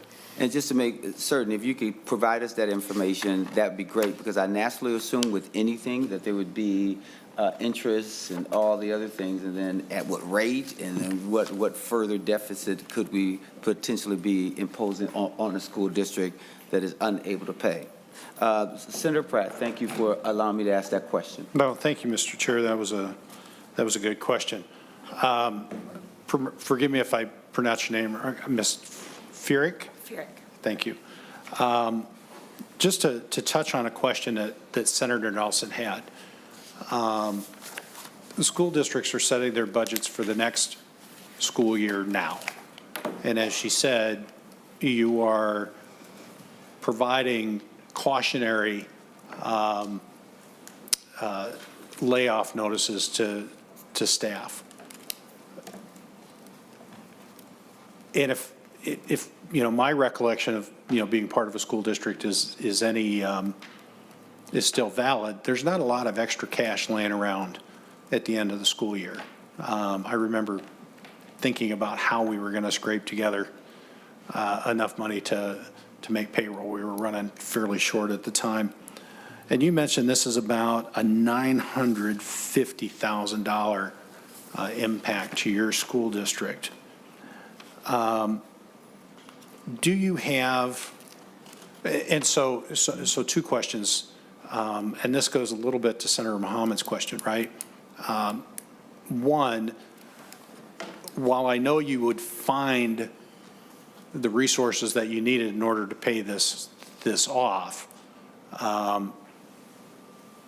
you really haven't had a chance to design, as you said, design the programs, or it might change the staffing acceptance that you currently have versus if you had a year to plan for this, right? That this bill will be coming due in the third quarter and will effectively be a $950,000 hit to your next year's budget that you haven't planned for up until now, covering back to this fiscal year. Can you provide any additional thoughts on what that means for your school district and other school districts as they've been planning for the next fiscal year? To the testifier. Senator Champion, thank you. Thank you for the question, Senator Pratt. So this is one of the things that is a bit of a struggle for us in our timing and in the legislative timing every 2 years. I mean, to some extent, we are putting together some assumptions of what we think will happen to our laws and statutes and all of those pieces that drive really the revenue we generate. So to your question, we, in my particular district, we were assuming graciously a 2% increase on the funding formula, 25% on the special ed cross subsidy, and 3% cost of living increase for all of our bargaining groups. With that being said, we still anticipated cutting $600,000 out of our budget. So where this will come from, essentially 87% of our expenditures are people, our staff. And ultimately, to pay this, that's where it's going to come from. So it's going to mean we are eliminating positions to cover the expenditures. And we approved our budget for next year at the end of March. And this wasn't on our radar. It's not on our radar. I mean, we knew it could be coming. At the time, it had funding tied to it. So at that point in time, it wasn't as much of a concern as it is now. So we'll have $300,000 in this fiscal year that we hadn't anticipated because of the month of June. So. Senator Pratt. Thank you, Mr. Chair. And I'm going to ask for a little grace as I maybe delve off of Section 268 here for a second, but just as it applies to the policy changes that we're making. When employees were laid off during COVID and schools were shut down in the spring of 2020, were you able to levy for those unemployment expenses at that time? Because I believe you are in other cases where this bill specifically precludes you from levying for those expenses. So were you able to levy for those expenses back in 2020 when these employees were getting this benefit? To the testifier. Thank you, Senator Champion. Thank you, Senator Pratt. We actually continued to pay our employees during the pandemic. So we did not, in my particular district, lay anybody off.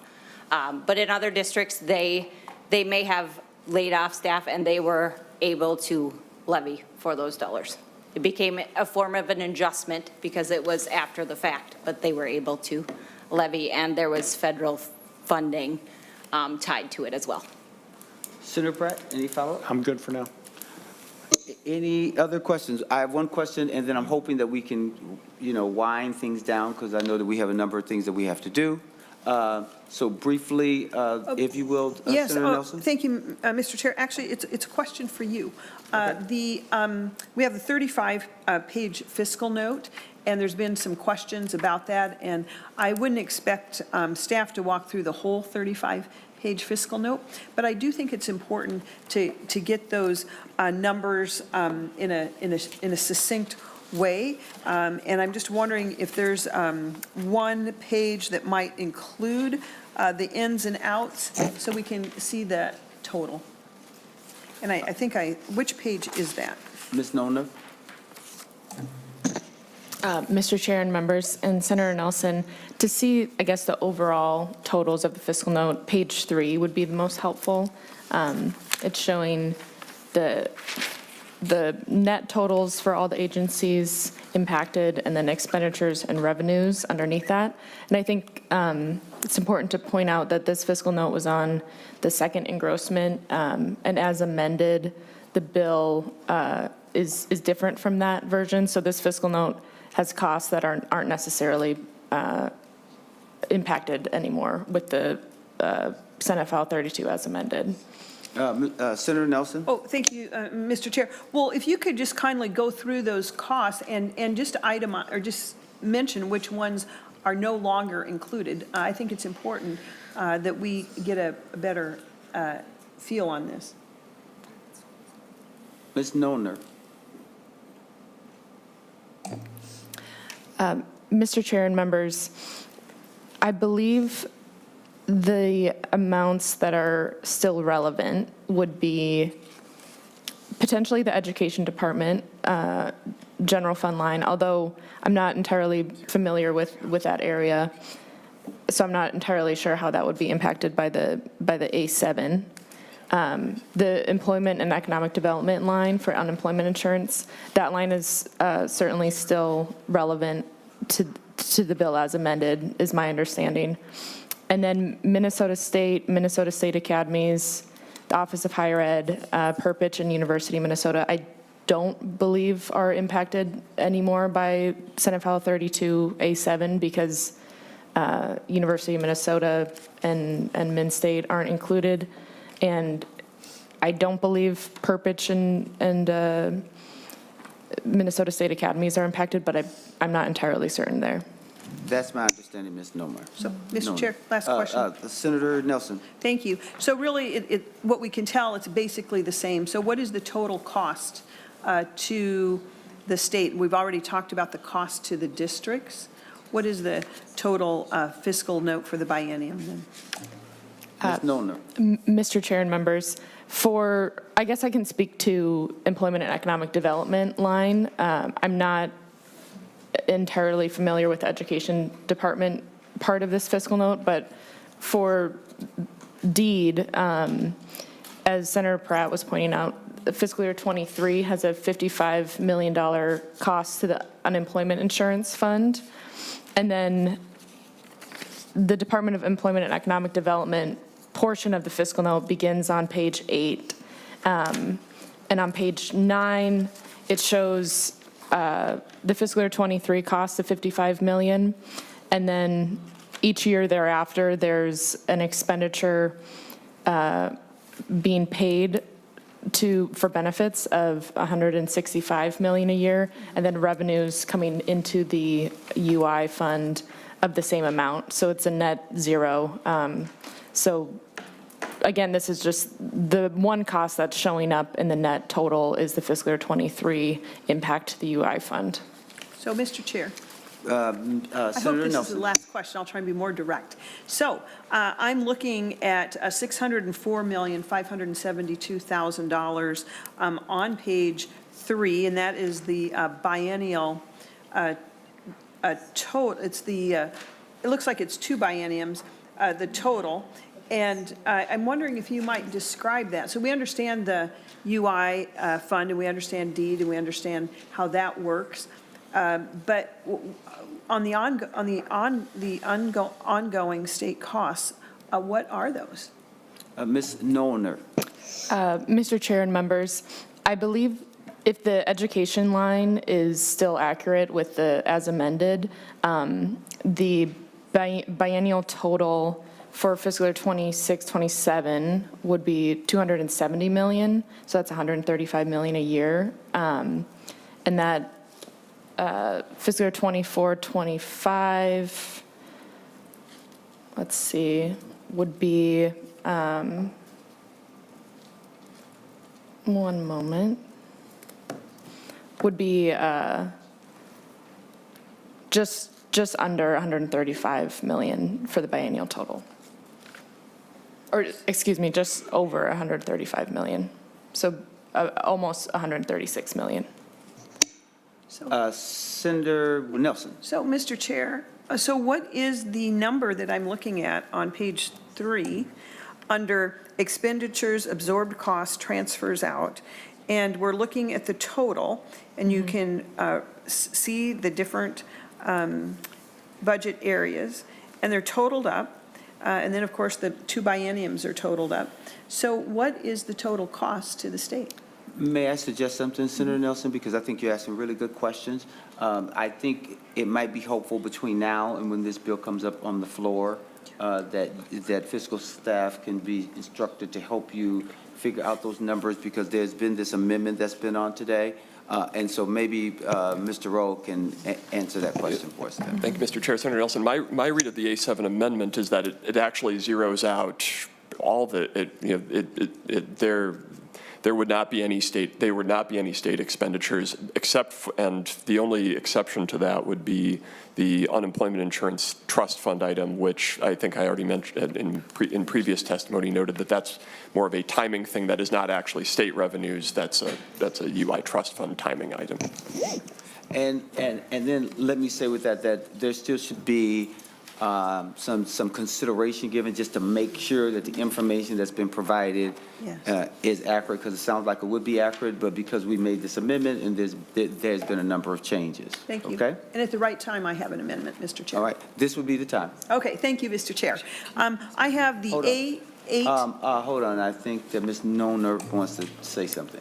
Mr. Chair and members, I think I'd just point members to page 18. I think what, Senator Nelson, what you're getting to is that there may still be a local fiscal impact, and the fiscal note does touch on that on page 18, which under the deed section of the fiscal note, they're assuming that the bill would result in 135 million in new expenditures for school districts annually. And the language that she's looking at on page 18 says, we estimate this bill will result in approximately 135 million in new expenditures for school district annually. These expenditures do not account for any increased billing rates from school contractors. That's what I believe that she's referring to. Also, that same page says, under this bill, the cost for local government would be borne primarily by school districts and perhaps charter schools. Is that right? So that's why, again, I'm suggesting that between now and later, other things can be, clarified just to make sure that you are getting accurate information. Okay, now to your amendment. Yes, thank you, Mr. Chair. Hold on. Did you want to take a brief break now? If we could. So there's been a request to take a brief break for like 10 minutes. There are things that individuals need to do. I don't need to go any further into that, okay? So with that being said, we will take a recess for 10 minutes. Thank you, Mr. Chair.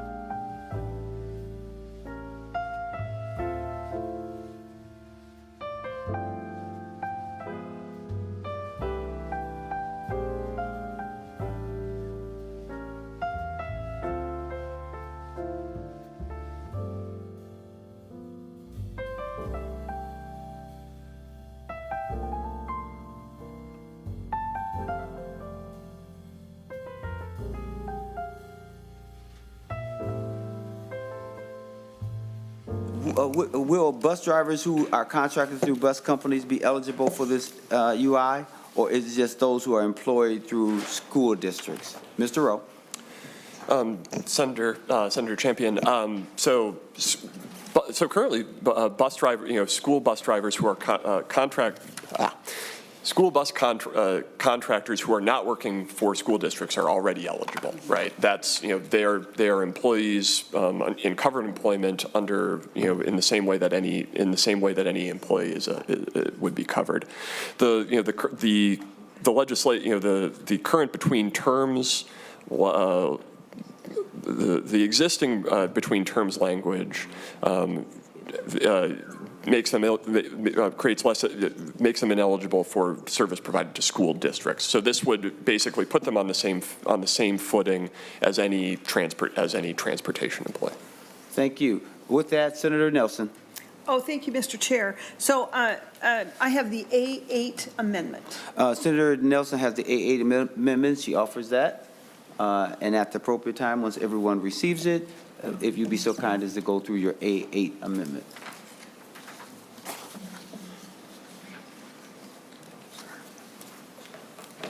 Thank you.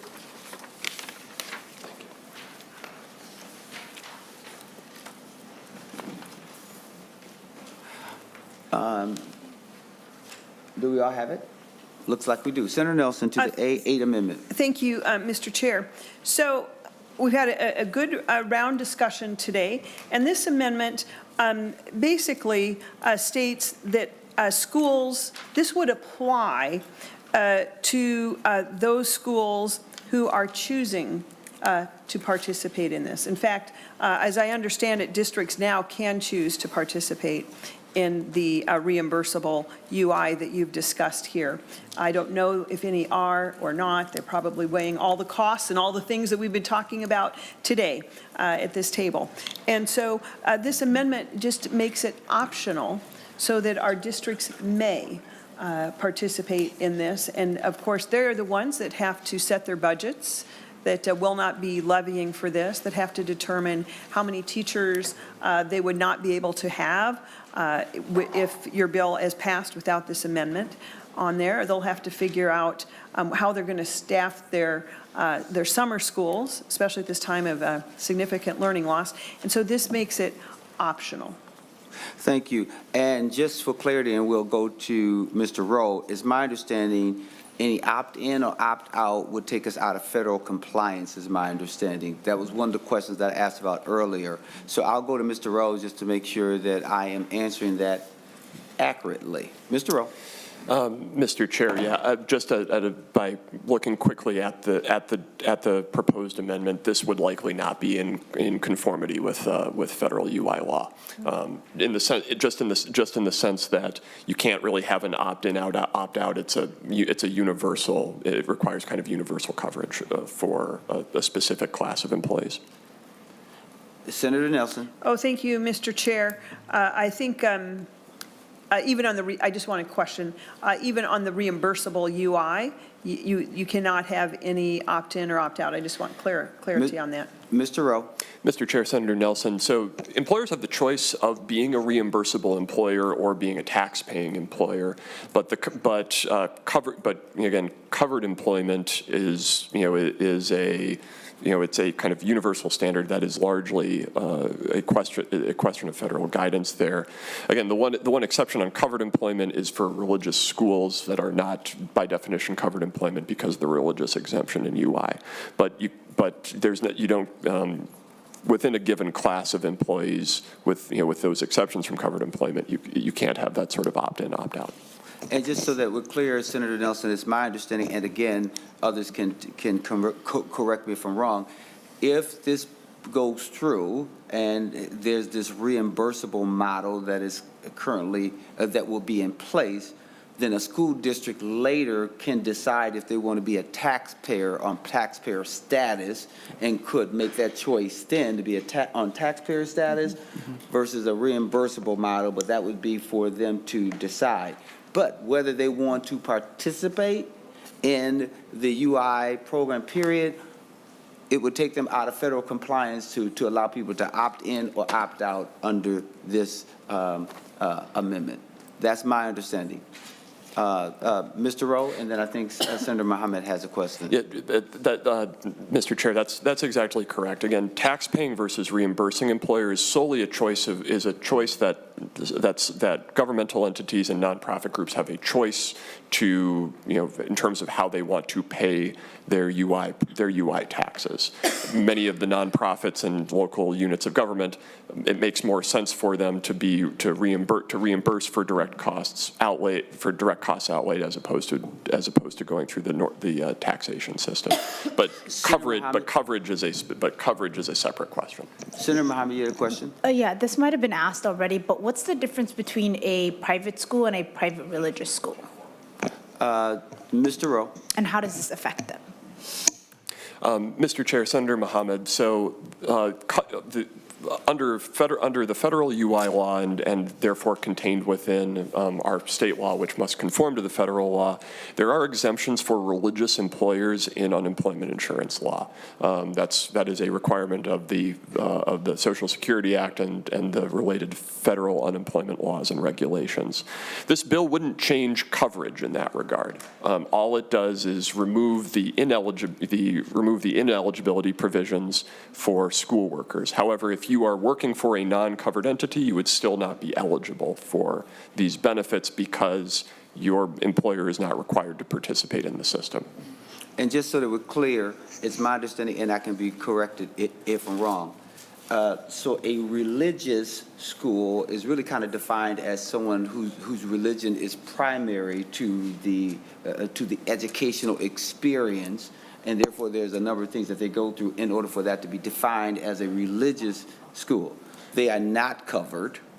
They could opt in and cover someone if they wanted to, I think. But if it's a private school that's non-religious, I'll use for an example, BREC, for an example.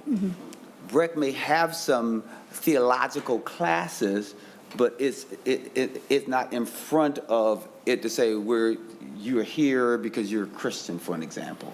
And if you're Christian, blah, blah, blah, right? So BREC would be, from my understanding, a non-religious private school who would become subject to this change.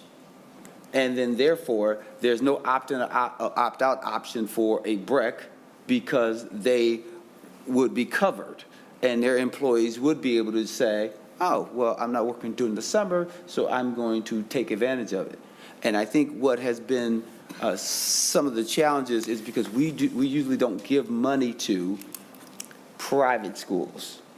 So there's the concern that that may be seen as an unfunded mandate. That's my understanding. Mr. Rowe, just correct me, and then I think Senator Muhammad has a perplexed look on her face, and I want to make sure I can help her out. Mr. Chair, Senator Muhammad, you had it exactly right, Mr. Chair. The relevant provision in the UI law is 268.035.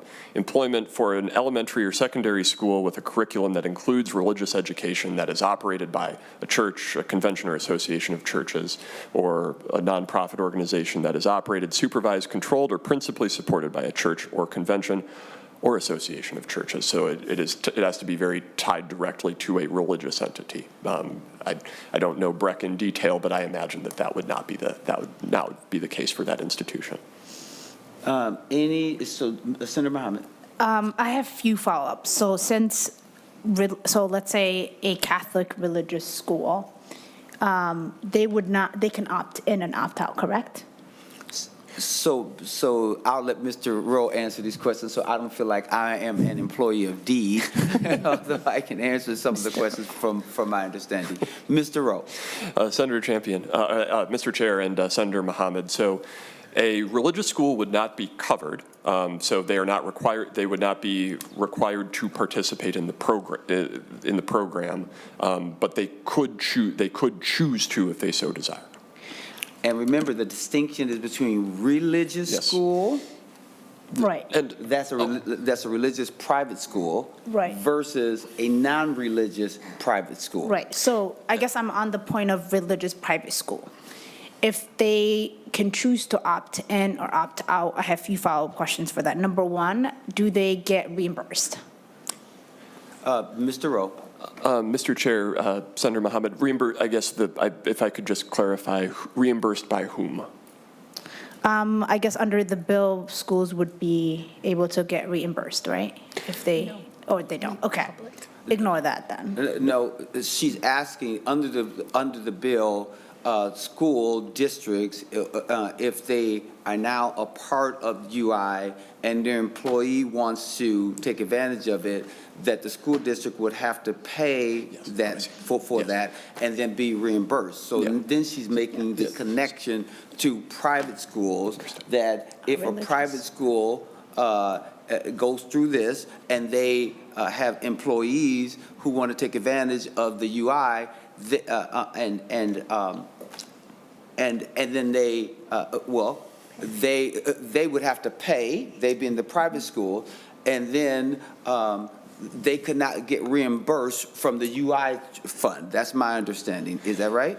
Mr. Chair, Senator Muhammad, so they could choose to be a reimbursing employer, right? So basically, if they participate in the system, then the way that they would pay their UI taxes would be benefits are paid out, and then they would reimburse the UI trust fund for the cost of those benefits. They could also choose to be a tax-paying employer, so they would pay a base rate and a levy based on their utilization of the program. So just for clarity, Senator Muhammad, and he can correct me if I'm wrong, because I see when he gets into the weeds there, because he's making some assumptions based on which one that you're talking about. The private non-religious school, they get brought into this. So by them being brought into this, if they have an employee, let's say his name is Bobby Joe Champion, and so I'm laid off, I say, hey, you know what? I want unemployment. I apply for unemployment, and then the school has to pay that unemployment. When the school decides they want to go to deed and get reimbursed, they cannot be reimbursed. And they are not reimbursed. Am I right about that, Mr. Rowe? Mr. Chair, I guess I'm just wondering, my understanding of the, and maybe staff can correct me if I'm wrong, is that the A7 amendment removes any reimbursing mechanism. So there wouldn't be any reimbursement for anyone? That's my reading of the bill. Oh, well, then no one gets reimbursed then. Okay, so then. So that's even different. Okay, so then on to the A7 amendment. We're basically saying that private schools and public schools are both going to be mandated, correct? Because of the federal law and the. If so, I guess I can just finish up the question. If so, and we're mandating everybody, both private and public, why are religious private schools also included in that, or they're not? Mr. Rowe. Mr. Chair, Senator Mohammed, so I think there's maybe three buckets that we're thinking about here. There's public schools, there's private non-religious schools, and then there's private religious schools. Private religious schools are, by default, not covered, right? It is not covered employment. They can choose to opt in to the unemployment insurance program overall as prescribed by statute, but they are not required to participate in the program under federal law.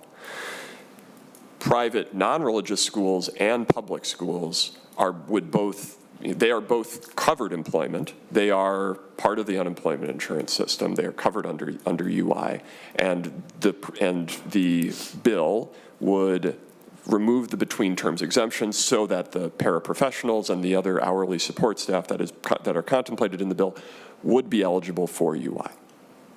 And right now, based on the A7, it's my understanding, now that you've corrected me, is that those schools would not get reimbursed by the UI trust fund. So with that, I'm sure that I can talk to you a little more offline and help you out, okay? But we're on the A1, so I want to get, the A8, so I want to get back to that, and so that we can, do whatever we're going to do there, because we have to move expeditiously. Senator Nelson, is there something in addition to or clarifying? No, I just want to be clear. This is the A8, and just in this last discussion, I do want to clarify the record.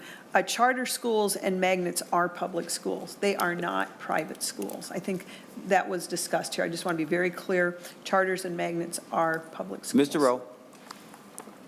Mr. Chair, thank you, Senator. Yeah.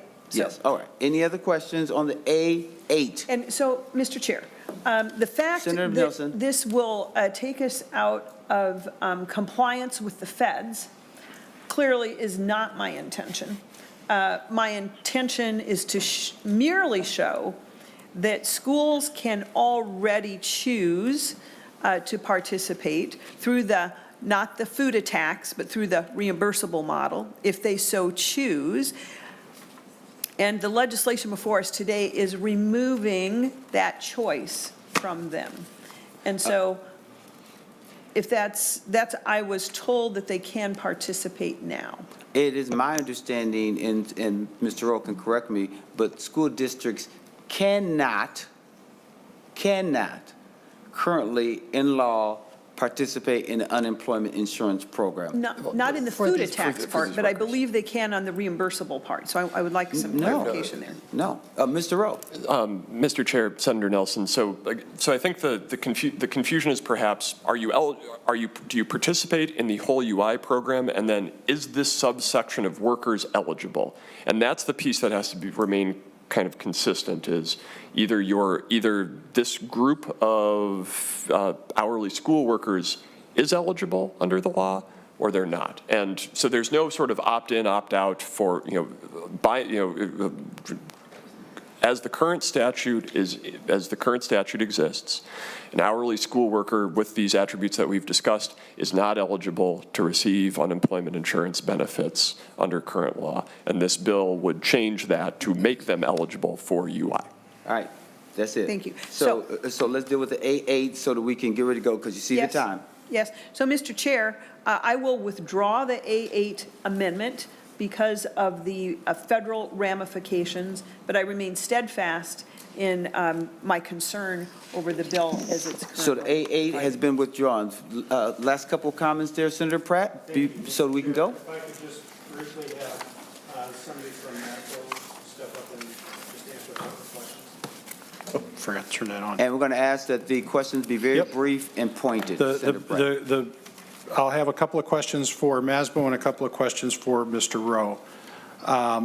Ms. Fearing, currently, as a whole, not just Sauk Center, but as a whole, or Sauk Rapids, as a whole, are the terms of employment, number of days of employment, contractually agreed to? To the testifier. Senator Champion, Senator Pratt, yes. We currently have in our bargained agreements number of days in which an employee in specific bargaining agreement would work. Senator Pratt. Thank you. And I think you touched on my second question, Ms. Furyk, is that these employees are covered by a collective bargaining agreement. They know the terms of employment at the time that they are hired and take the job. To the testifier. Senator Champion, Senator Pratt, correct. They Senator are well Pratt. aware. Thank you. Mr. Rowe, you said a school district could choose to be I'll call it a premium or tax-paying employer versus not. If they chose to be a tax-paying employer, could they pay wages just on these employees, or would they have to cover wages for their entire staff, including the teaching staff and administrative staff? Mr. Rowe. Mr. Chair, Senator Pratt, it's one or the other. You can't you can't partially elect reimbursing status. You're either a reimbursing employer or you're a tax-paying employer. Senator Pratt. And Mr. Chair, just to kind of clarify the discussion that we've had, a reimbursable employer is not reimbursed for the expense, for the unemployment expense, that the cost is being paid out of the UI trust fund, and it is up to the employer to reimburse the state and reimburse the trust fund. Yeah. There is no reimbursement back to the schools. Mr. Rowe. Mr. Chair, Senator Pratt, yes, that is correct. And my sense is that previous versions of this legislation contemplated a separate reimbursement mechanism to the school. Senator That's Pratt. it, Mr. Chair. All right, thank you. We need to lay this bill over, and so that is what we're going to do with the bill. We're going to lay the bill over. All in favor, say aye. Because it's a standalone bill and it's not going to move by itself. We just wanted to have the robust discussion because these provisions are in. This bill is not going anywhere else. There are provisions of this bill in the education bill, which is why we wanted to have this conversation. Okay? Mr. Chair, I just wanted to thank you for having this hearing. I know this was a point of discussion in the Finance Committee and in the Rules Committee, and I appreciate you having this discussion to review these policy changes. All right. Mr. Chair? All those in favor Senator McEwen, we're looking at time. Absolutely. Thank you very much, Mr. Chair. And members, I just want to thank you very much also for having this hearing today, for the robust discussion. And I want to invite any of you with any of these concerns that you have about the bill as it appears in the E12 Finance Omnibus, please, I invite you to come talk with me, and we'll work on those concerns as that moves to conference. Thank you. We lay the bill over. With that, the Senate file number 32 is laid over. Thank you. Thank you, members. We've got to rush over to the floor. We are now adjourned.